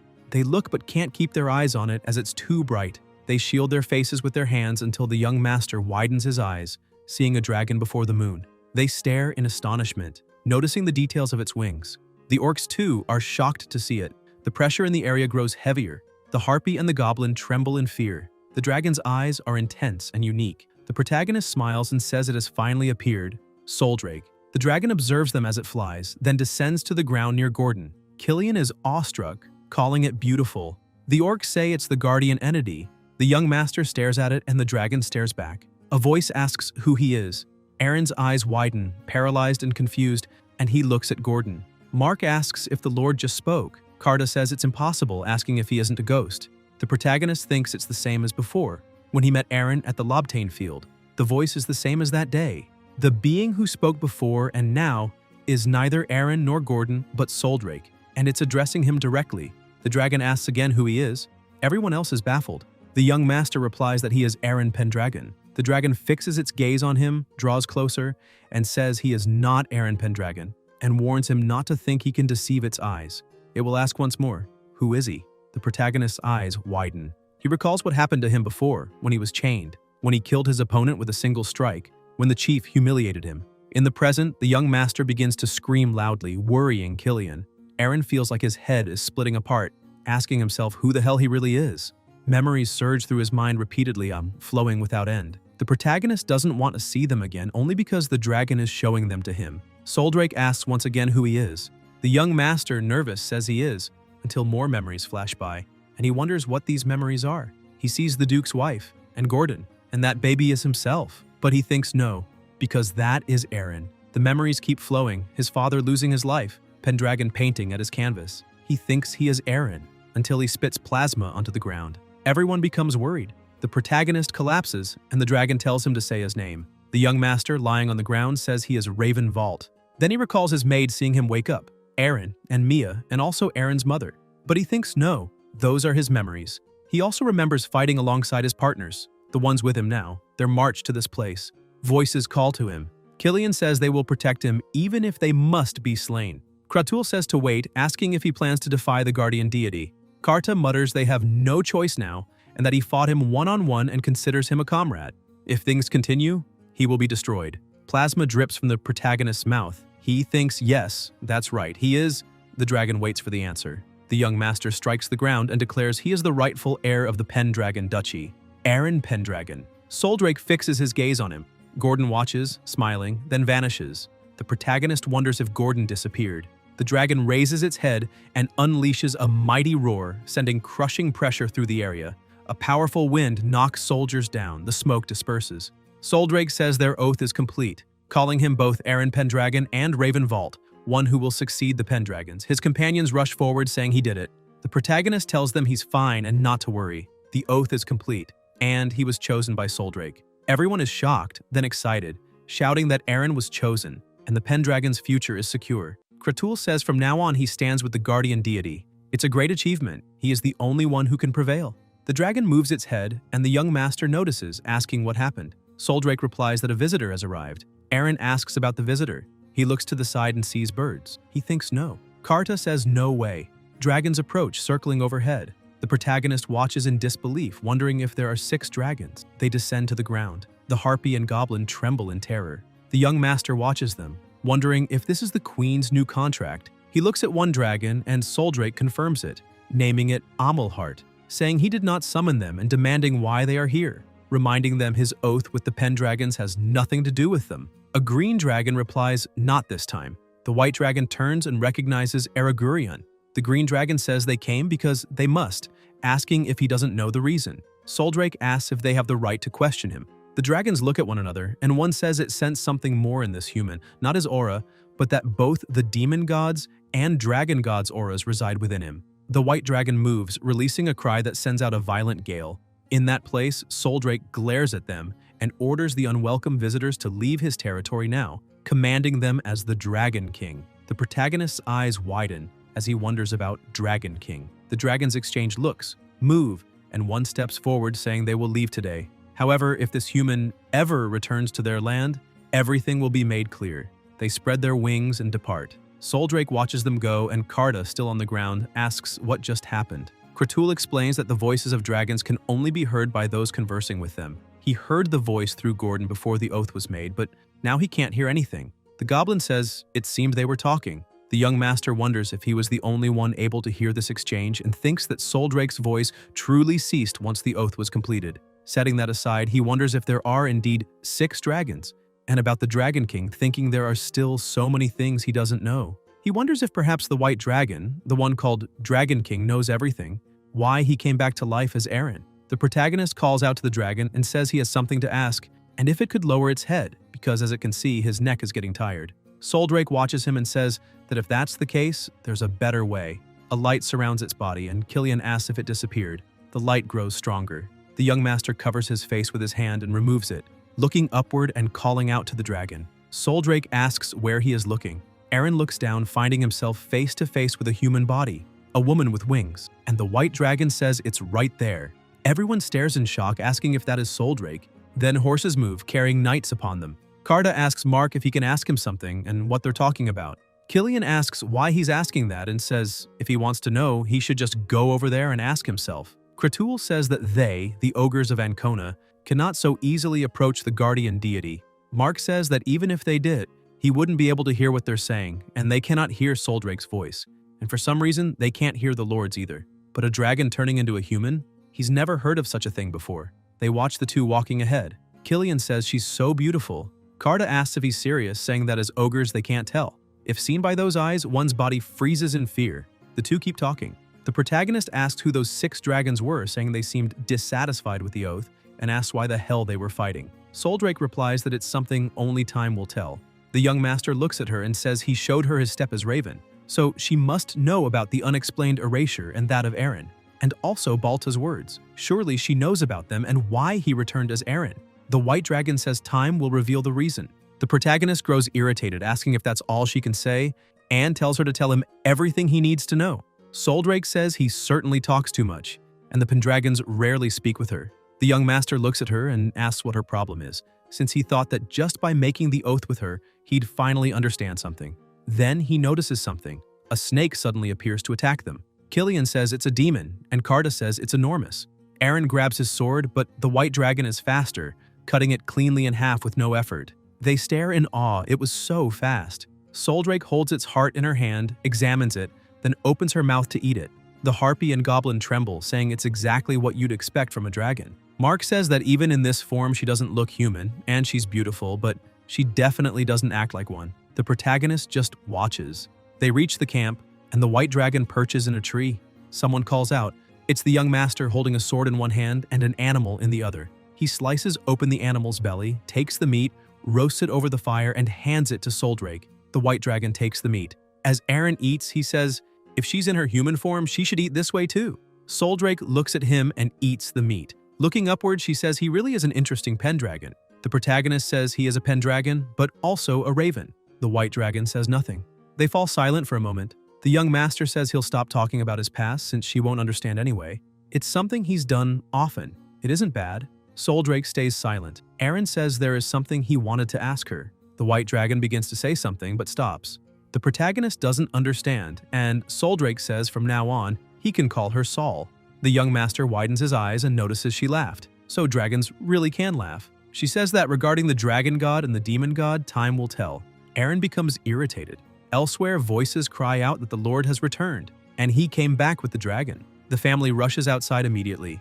Aaron says he finally did it, and his mother says he's her pride. The maid thinks she was so worried after seeing him leave, but thankfully he came back safe and strong. Voices shout that he's here. The protagonist arrives with his knights, orcs, harpy, goblin, and the dragon. They are shocked to see the harpy, goblin, and orcs. They keep approaching. A servant asks if that's a goblin, a harpy, and an ogre, and why demons are there, and who the hell that winged woman is. The lady begins to say that woman is... The young master interrupts, shouting that all Pendragons have triumphed. Today the dragon is once again with them. They're confused. Then Soldrake closes her eyes, the wind grows strong, and light radiates outward. Everyone stares in awe, and the white dragon returns to her true form, releasing a mighty roar. And they say they will have a banquet. They celebrate eating and drinking to the sound of a pianist and a young man playing his instrument. The maid says it's a fantastic festival, the first time she's ever seen one. Aaron says it's to celebrate the pact between her brother and the white dragon. Lords from neighboring countries and influential merchants are present. Lindsay asks where the lord is. Meanwhile, the protagonist is outside. He asks the dragon if it doesn't want to go to the banquet. Soldrake says it doesn't matter whether he's Aaron or Raven, and asks if he hasn't already spoken too much with her. The young master thinks he doesn't understand anything, and the white dragon says that as the Pendragon heir, shouldn't he be busy at the banquet? The protagonist says greeting guests is certainly a burdensome task, and she surely knows a lot about human society. Soldrake says she has been with the Pendragons for a long time, but has never heard of a dragon attending a banquet. The young master asks why not, pointing out she can even take human form. The white dragon widens her eyes and says that's what she thought. He truly is different from the previous Pendragons. She takes off flying, and Aaron watches her intently. Then he hears noise. Several women are there, saying so it's him, and they want to hear how he made the pact with the dragon. The protagonist grits his teeth. At a table, the maid apologizes for the delay, and an old man says she has a beautiful body and asks if she wants to be his mistress. Lindsay looks embarrassed and laughs. She glances over and notices the women surrounding the lord. They say it's so amazing that they've never heard of someone defeating an ogre in hand-to-hand combat, and that he is Crescentia of House Papulsuki, inheritor of the purest plasma of the first emperor, one of the greatest houses. A blonde introduces herself as Mabel, saying she's affiliated with the Jovanenson Chamber of Commerce and a member of House Goldman. The redhead gets irritated, saying she's not even a noble, just a merchant. The blonde asks if she didn't know and says House Goldman alone carries the empire's economy on its shoulders and wonders if her house can sell mithril jewels like these. The redhead tells her not to brag about that. Mabel laughs at her outdated pride, calling her granny. Aaron grits his teeth in frustration and walks away, thinking they all want to attach themselves to him, and he can't be bothered with it. Then they hear someone calling another a weak human. It's Carta, asking if the guy next to him only drank 10 and is already stopping. The man replies he can't be compared to an ogre, and Kratul is showing his magic to a child. Mia is impressed, saying the rabbit is moving. The protagonist still stands in place. Carta calls him to drink and show human determination. Mark calls him an idiot, saying the lord is busy. The young master smiles and asks if it's all right, since they can't let him lose in drinking too. The orc smiles and says he'll drink. The maid watches from the corner as the lord drinks. Later, still in the same place, Aaron complains of a headache. Lindsay asks if he's all right. The protagonist apologizes for being a burden. She replies it's fine. Seeing him enjoy himself after so long, after his father lost his life, makes her so happy. The young master asks if that's really so. And by the way, what is her hand doing since it's so late? The maid says she thought it was just a fantasy. Someone approaches a door saying they're coming in, and Aaron is faced with many women of all kinds. He asks what this is. A voice asks if any of them please him. It's his mother, saying that since he made a pact with the dragon, he must produce an heir. This is his duty as a Pendragon. Now choose. She asks with which of them he will have a child. The protagonist is shocked and indignant. Helene says it's an old tradition. After the pact with the dragon is made, neighboring nobles will send women to produce the Pendragon heir. Originally, it was supposed to be Luna of the Sayrod family, but since she isn't present, Aaron cries, asking how she could give up like that. Helene tells her to calm down because Today, women came from families as esteemed as the Seirods. The redhead laughs, saying that's right, that she herself is of House Papalsuki, inheritors of the plasma of the first emperor, which means their bloodline is nobler than the royal family itself. Another says the imperial army's general is from her house and they can mobilize troops at any time. Violence is the strongest power in the world. The blonde calls her stupid, saying the future belongs to those who understand economics, money is everything. And another voice says merchants like her shouldn't even be there. They start to fight. The protagonist grows bored. His mother tells him to listen. The young master asks if he really has to choose from the people in this room. Then says, if so, it'll be from here and now. The lady says this is the Pendragon tradition. Aaron replies that he understands. Then he chooses Lindsay to be his mistress. His mother and sister look surprised. The women irritated. The maid is also surprised. And everyone falls silent. Someone places a hand over Lindsay's mouth. It's the protagonist telling her to calm down. He says she has always taken care of him. And when she went on that expedition and ended up covered in soot, he was captivated by her bravery and made a mistake. He must take responsibility. He apologizes for staying silent until now. Helene says it's fine because the true meaning behind this custom is to ensure the continuity and stability of the house. The young master says he understands. However, those women only came because they knew he had made the pact with the dragon. At that time, they came skipping in, but when he needed help, did they reach out a hand? He says the one who stayed by his side for 3 years with no hidden motive was Lindsay. The maid blushes, and the women say she's just a servant. Aaron says that means nothing to him. Those who rely on the prestige of houses are only fools.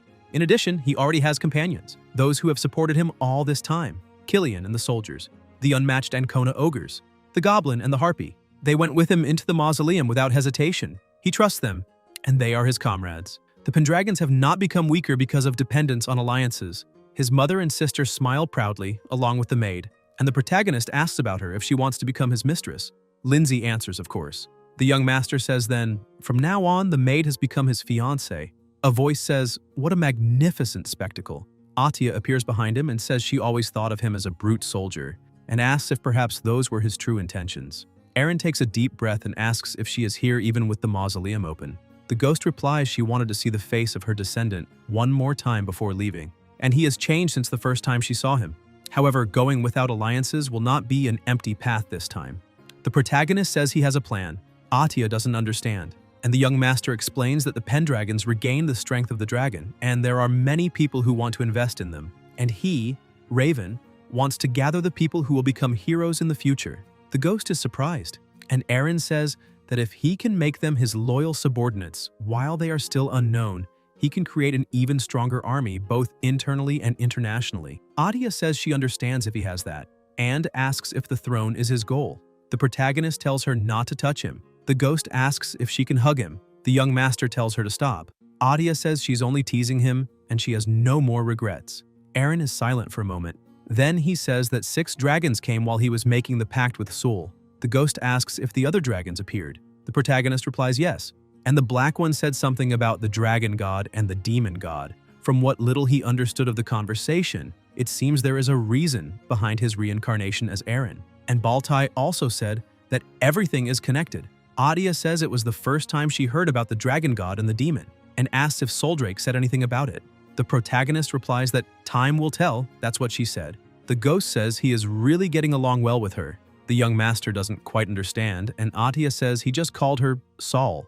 Aaron says it was she who asked him to call her that, and they are the only ones he can talk to, until he notices something. He widens his eyes and calls her. The ghost looks at him and says she must go now. The protagonist grows desperate. Atia says that regardless of whether it is Raven's or Aaron's goal, she certainly believes he will achieve it. She begins to cry and calls him Dear Pendragon. The young master looks at her and calls her grandmother, and the two embrace. The ghost is surprised as tears stream down her face, and she says that from now on, may he continue as Aaron Pendragon and Raven Vault. The protagonist realizes she has vanished and looks at her portrait saying he will definitely succeed. In the year 314 of the imperial calendar, Aaron Pendragon and Lindsay Conrad became betrothed. Then it shows the young master sitting on his bed. The white dragon approaches and says so he chose that girl. Anne calls him contractor. Aaron realizes it is Soldrake and says she knew the reason behind the banquet. The white dragon says that's right and asks why he chose the servant. The protagonist replies that there would be many obligations if he had an arranged marriage, and it would be difficult to do what he wants. And about the heir, it doesn't matter who he does it with, It's better if he just gets it over with quickly. Soldrake says so he's not interested in her. The young master says she took care of the dying Aaron for 3 years, so he trusts her.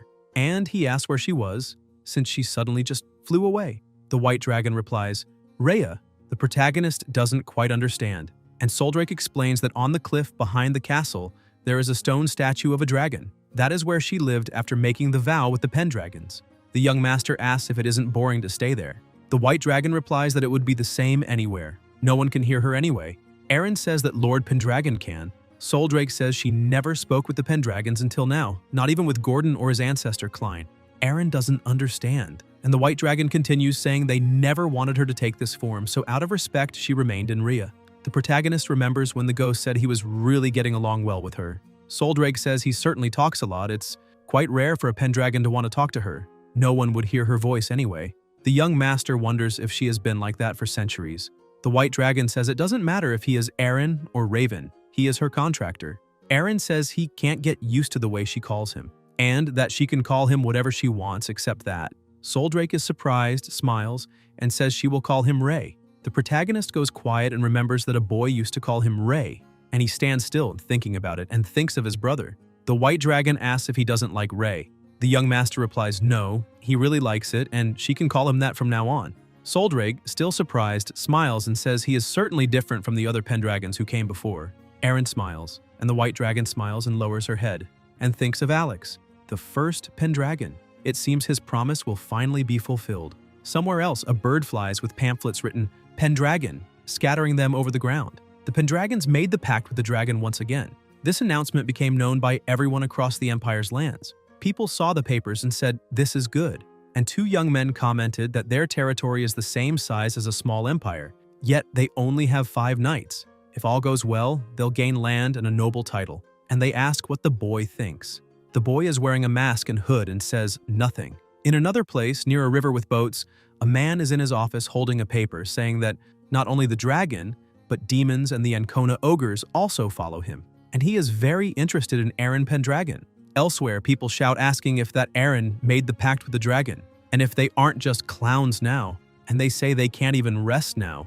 Luna calls him father and thinks of Aaron. In another place, someone releases magic and is reading the pamphlet about Pendragon, and says for the world they want to create. Another hooded person repeats for the world they want to create. They release magic onto the paper, and say he is an obstacle. Magic spreads around the page, and a young man says to let him take care of it. The 2 mages smile, and the hooded mage says he has been waiting for him, and calls him the mad dog of the Empire, and says he is a comrade of the Demon Association, Tuvan Baltai. He smiles. In another place, Lindsay approaches and says, good morning. The protagonist thanks her, and Conrad asks where he is going today. The young master replies he is going to Barinto Gate to recruit some soldiers.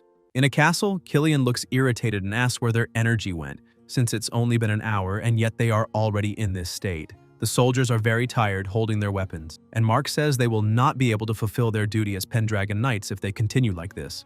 Aaron approaches and says he really managed it and asks how the basic training of the recruits is going. Killian says they said they want to see the knights, but he fears they may just talk a lot and have little determination. The protagonist says it's the first time they recruited so many at once, so it's natural that quality would vary. And he asks if it isn't also his job to discipline them, and he calls him the dear leader of the cavalry. Mark says they heard that the Lord expects much from them. They understood even if they must crawl today, they will carve this lesson into their bodies. If they follow his instructions, they will definitely show they can become members of the Pendragon cavalry. The recruits ask what the hell that bastard with the mustache is shouting about because even though he is the leader of the knights, he was defeated by the Lord.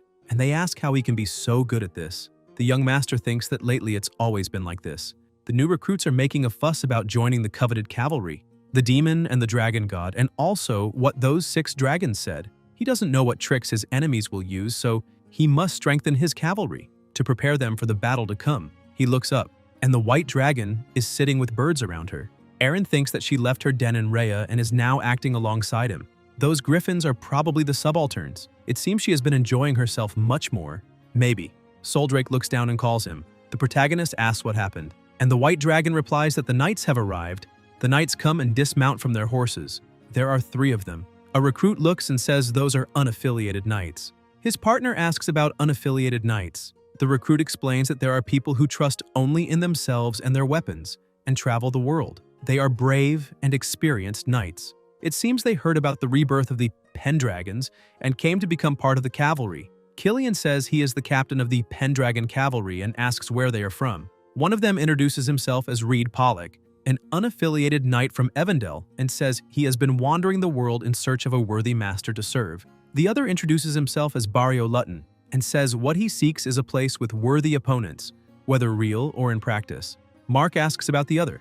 The boy in the mask says he will not tell his name. Killian doesn't understand. Barrio laughs and says not to worry, he has always been like that, and they themselves don't know his name either. Reed says they just met him, and since their destination was the same, they decided to go together. Mark says he understands and asks if he presumes they want to serve the Pendragons. Lutton replies that's right. They heard the Pendragons don't have a knight commander, and Pollock says then they will become the sword that strengthens the cavalry and will become rich and famous as a reward. Barrio says they saved them from the crisis of having a weak cavalry, and Reed says there is no more need to train new soldiers. Killian gets irritated. The protagonist steps forward and says, that's right. Since they are unaffiliated knights who rely on nothing but themselves, if they have the strength, the attitude isn't wrong. Mark calls him Lord, and the young master says that's if they have the strength, and to train with them. Killian says understood. Lutton draws his sword and laughs, saying then he understands. The recruits ask if it's all right and say that the mustached guy's opponent is tall and looks strong. The two face each other and move quickly. Mark knocks his opponent's sword away. Barrio's hand starts trembling. Reed is surprised, and Killian asks what about him. Pollock grumbles and attacks with his sword. The strikes clash, until the sword is knocked away, and Mark leaves him cornered. The recruits cheer and say the mustached guy is amazing, and that he is that strong. Killian asks what he thinks. The protagonist says there are few people in to take them. The boy in the mask keeps watching, and the young master asks if he doesn't want to try. The boy replies he has no interest. Mark wonders if he was rude to the Lord. Aaron asks if he's serious and what his name is. The masked boy replies he has no interest in saying it. Killian gets furious and calls him a bastard, and asks how he dares treat the Lord like that and what the meaning of this is.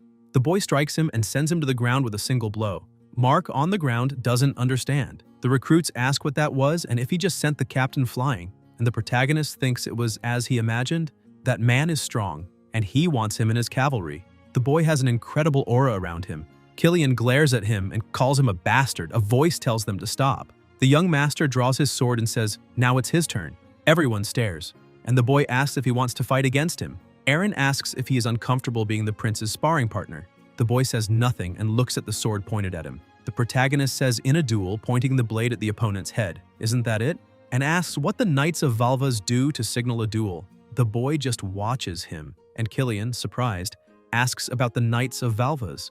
The recruit asks who they are. A voice says that long ago in the south, many countries existed very close to one another, a land where fights never ceased, a land of carnage. The cavalry of that place is called the Valvas Cavalry. Since they were raised in such an environment, they were powerful warriors who possessed the strength of 1,000 knights. And they don't even fear annihilation and are deadly warriors for their masters. Mark says they are just rumors around there. This is the first time he has seen one in person, and asks how the Lord knows. Aaron thinks he understood as soon as he saw him, the appearance, the accent, and the swords he is carrying, and he fought one of them when he went south with the Demon Corp. He is exactly like a Valva's knight. He has a mace and a shield on his saddle and even has a crossbow. He is used to fighting under all circumstances, and he says that the Valva's knights never bow their heads to anyone other than their masters. Not even the Emperor can make a Valva's knight kneel before him. They rely only on their own strength and technique and are very proud.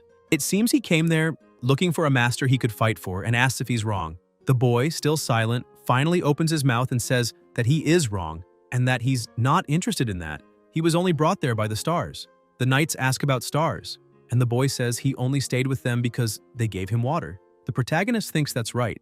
The people of Valvas are people of the sea. Celestial navigation and drinking water are indispensable to them, and he says the astrology is correct, and he was brought there to him. The boy stares at him. The young master stares back and says that he knows that. The boy grabs his sword and says that for a Valva's knight, things like status, money, bloodlines, and such are nothing but useless things. He draws his two swords and says that if he wants him, then he must be ready to stake his life on it. If he loses, he will be finished. Aaron says he knows how a fight with Valva's knights works. They face each other. Reed says his stance is normal. Barrio says the sword looks like that of a common soldier and asks why he is using that. The protagonist quickly charges toward him, and Killian says he's so fast, but the Valva's knight thinks he's slow. and blocks the strike. The blows clash, and the knight lowers one of his blades while aiming the other at him, ready to strike. But the young master dodges quickly. The Valva's knight widens his eyes. Eren slashes and manages to land a hit. The knight tries to strike back. The two exchange blows. Facing each other again, the spectators are shocked. Pollock asks what the hell just happened, since it was all so fast. A recruit asks what it was. The protagonist says he almost landed a hit, and that this attack normally works against dual sword wielders. He used the short blade in his left hand to break his balance, and then counterattacked while dodging. And if he hadn't dodged, his head would have flown off. And that he's strong. The Valva's knight stares at him and asks who the hell he is, and if he's really some pampered noble brat. The young master answers that he's the same as him. He's killed many creatures, demons, people. Not indiscriminately, of course, but to survive. The knight asks about him, and Eren says he smells the same scent coming from him. The Valva's knight smiles, shifts his sword, and the onlookers watch closely. And the protagonist says he's using both hands now, and asks if that means he's finally taking this fight seriously. Unknown Valvas. Berserker Knight. Somewhere else, Carta yawns and says it's really noisy and he can't nap like this. Kratul says it looks like a fight is happening. The orcs come closer and ask what they're doing until they look surprised upon seeing the two fighting. They clash blades and watch each strike. Kratul is impressed and says they're fighting evenly and asks who the hell that swordsman is. Killian says that's what he wants to know. The two keep exchanging blows.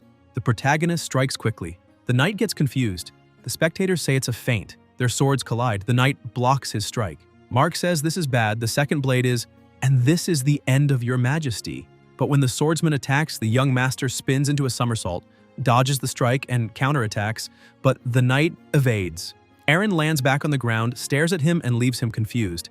Killian asks if it's another feint and says the real strike is coming from the left. The protagonist blocks, and Carta shouts, "No, it's coming from the right." The young master grabs his arm, stopping the attack, and says he's good. The swordsman says the same to him and kicks at him. Eren feels the hit in his groin. The knight sweeps his leg, and when he's about to knock him down, the protagonist wonders if that's a sweep and thinks it's cool. He plants his hand on the ground, pushes himself back, and kicks him, making him almost fall. They both stand up quickly. Their strikes clash again.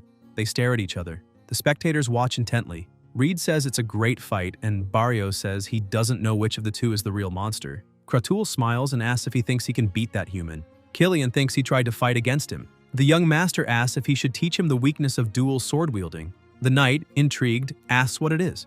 Eren places one hand on his body and with the other throws sand. The swordsman's eyes widen.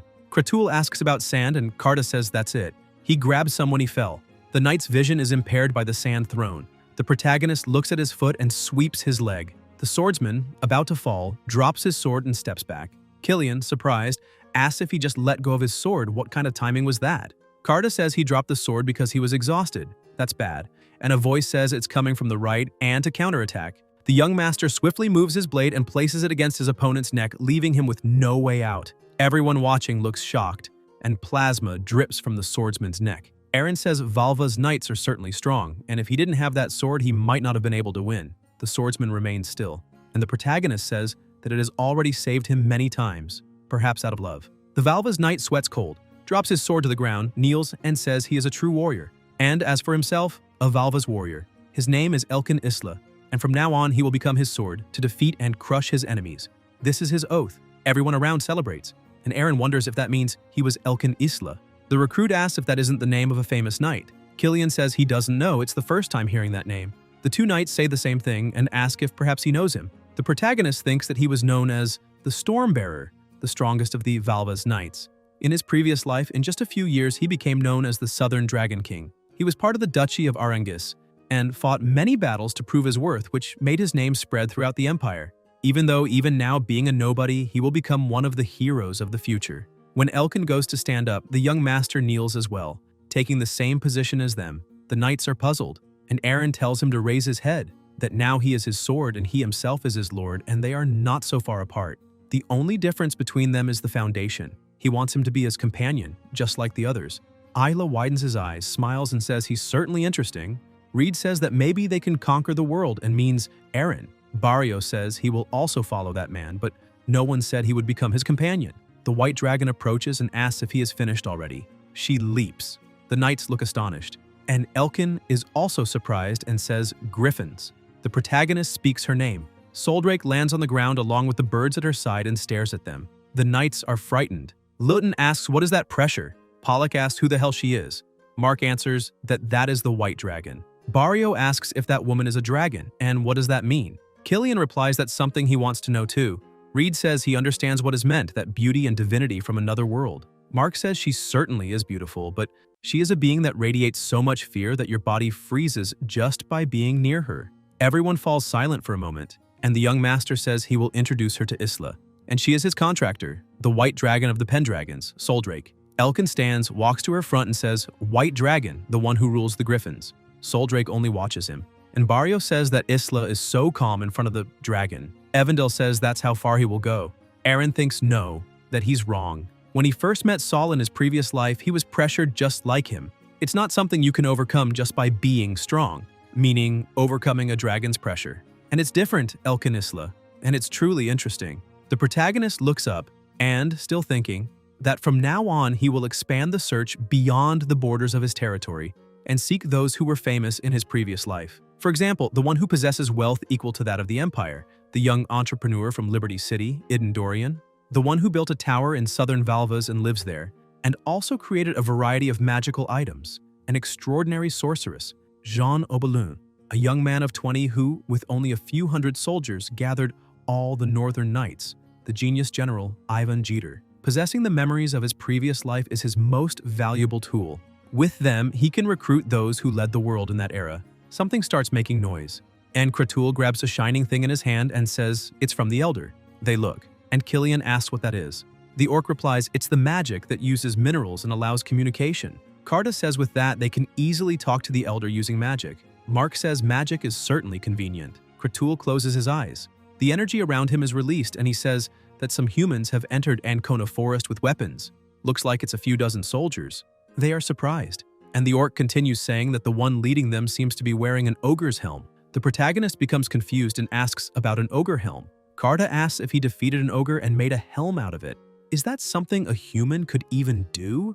Mark says that if that's the case, he's a very strong and fearless opponent. Isla listens, and the young master thinks that a man who wears an ogre's helm, only one such person exists in the world, and he remembers Baltai decapitating his head. He becomes extremely furious with a terrifying aura radiating around him. Everyone is left puzzled, and Aaron asks where he is. Kratul replies that the message has been sent, and a voice says to go to the ogre village. Elsewhere, orcs lie slain on the ground, and Baltai, with his weapon covered in plasma, says that he finally dealt with the pursuers. Ogres are certainly tough opponents, but they are not as tough as the one he used to make this helm, and the Pendragons have regained the power of the White Dragon and are now recruiting new soldiers and gradually strengthening their troops. Now they are doing whatever they please with the place, even strengthening their own military power, and asks if that is not a monstrosity. The guards are around, and Tuvan sits beside his giant dog. A man says that these are... Baltai turns the mirror, releasing energy, and the hooded mage appears, saying that the proud bow, spear, and shield of the Empire. As long as they possess that, they will be the strongest cavalry in the world. In another place, ogre children are smiling and excited to see Kratul, and he tells them to stop as they're pulling his hair. They run off to play with the soldiers, and Killian says it's surprising that fierce ogres have children like that. Carta says that even tiger and lion cubs look like kittens. Mark says that's true. A child runs happily toward the protagonist, but then he stops and becomes frightened when he sees the terrifying mana surrounding him. The young master remains stern, and the child runs away crying. Killian says he has been like this for a while now. Carta says that after hearing the Elder's news, he has carried this threatening aura. Mark wonders if it's his imagination, or, at that moment, the Lord's back had something like a dragon's aura. Carta calls to him and tells him to stop making the children cry. The ones who go to Isla also end up crying. He looks at the children and even tries to talk to them, but they are scared off by his aura and leave crying. Elkin stands still, and Killian wonders if perhaps he likes cute things. Someone approaches and says he arrived early, the new Lord Pendragon. And it is the Elder. Mark doesn't understand who that person is, and Kratul says it is his father. The Elder notices something and looks at the White Dragon and calls for everyone. The orcs open their doors, coming out of their homes, and the Elder says to show respect to the guardian deity of the forest. A loud sound is emitted. Soldrake says that while she remains there, it seems the conversation won't flow, so she will rest above. And she understands his anger, but being driven by it will cause him to lose himself in the process. The protagonist remains stern and says nothing. The White Dragon flies upward, and the young master looks at the orc in front of him and says his name. The Elder says he is Gordon's son, and that he may enter. They go inside and sit. The elder says that a few dozen armed soldiers have entered the forest, and they even managed to hide from his surveillance magic. He only detected them the moment they entered the forest. Kratul asks if they are hiding from his magic, and maybe they have a mage. His father replies no, that they only had soldiers and a wolf. However, he is certain they have the help of a mage. Kratul says this is dangerous. The elder says they also sent some warriors to deal with them, but none returned. Karta is shocked, and Aaron thinks that a great wolf, battle skill capable of defeating an ogre, and an ogre helm, and he is certain it is Baltai leading the demon corp through the forest. The elder continues saying that it seems they went to meet a centaur tribe. The protagonist asks, with the centaurs? Karta asks why they would go meet those stupid horses. The young master thinks that the relationship between the pendragons, the ogres, and the centaurs is complicated. Long ago, the centaurs used to live in Ancona Forest. When the pendragons came, they allowed the ogres to live there. Perhaps the centaurs, who hate humans, attacked the ogres who served as a defensive line for the pendragons because of the terrible relationship between ogres and centaurs, especially since they are warrior tribes. The problem is that, as an outsider, he cannot simply interfere in that. Since nothing has happened yet, he would just leave them. A soldier opens the door calling him and mentions the centaurs. Meanwhile, outside, the centaurs are attacking. Aaron steps outside and asks what the hell is this and why now? Killian says that the centaurs haven't caused any conflict for such a long time, so why now? An arrow is aimed in his direction and shot, but the protagonist blocks it with his hand and notices the arrow has a symbol on it. And Mark asks if that isn't an imperial arrow and why the centaurs would have something like that. The young master thinks that they have joined forces with Baltai. He releases a terrifyingly overwhelming aura around his body and snaps the arrow in his hand in half. Guys, if you enjoyed the video, leave a like, comment, and subscribe to the channel so you don't miss new content. Thank you.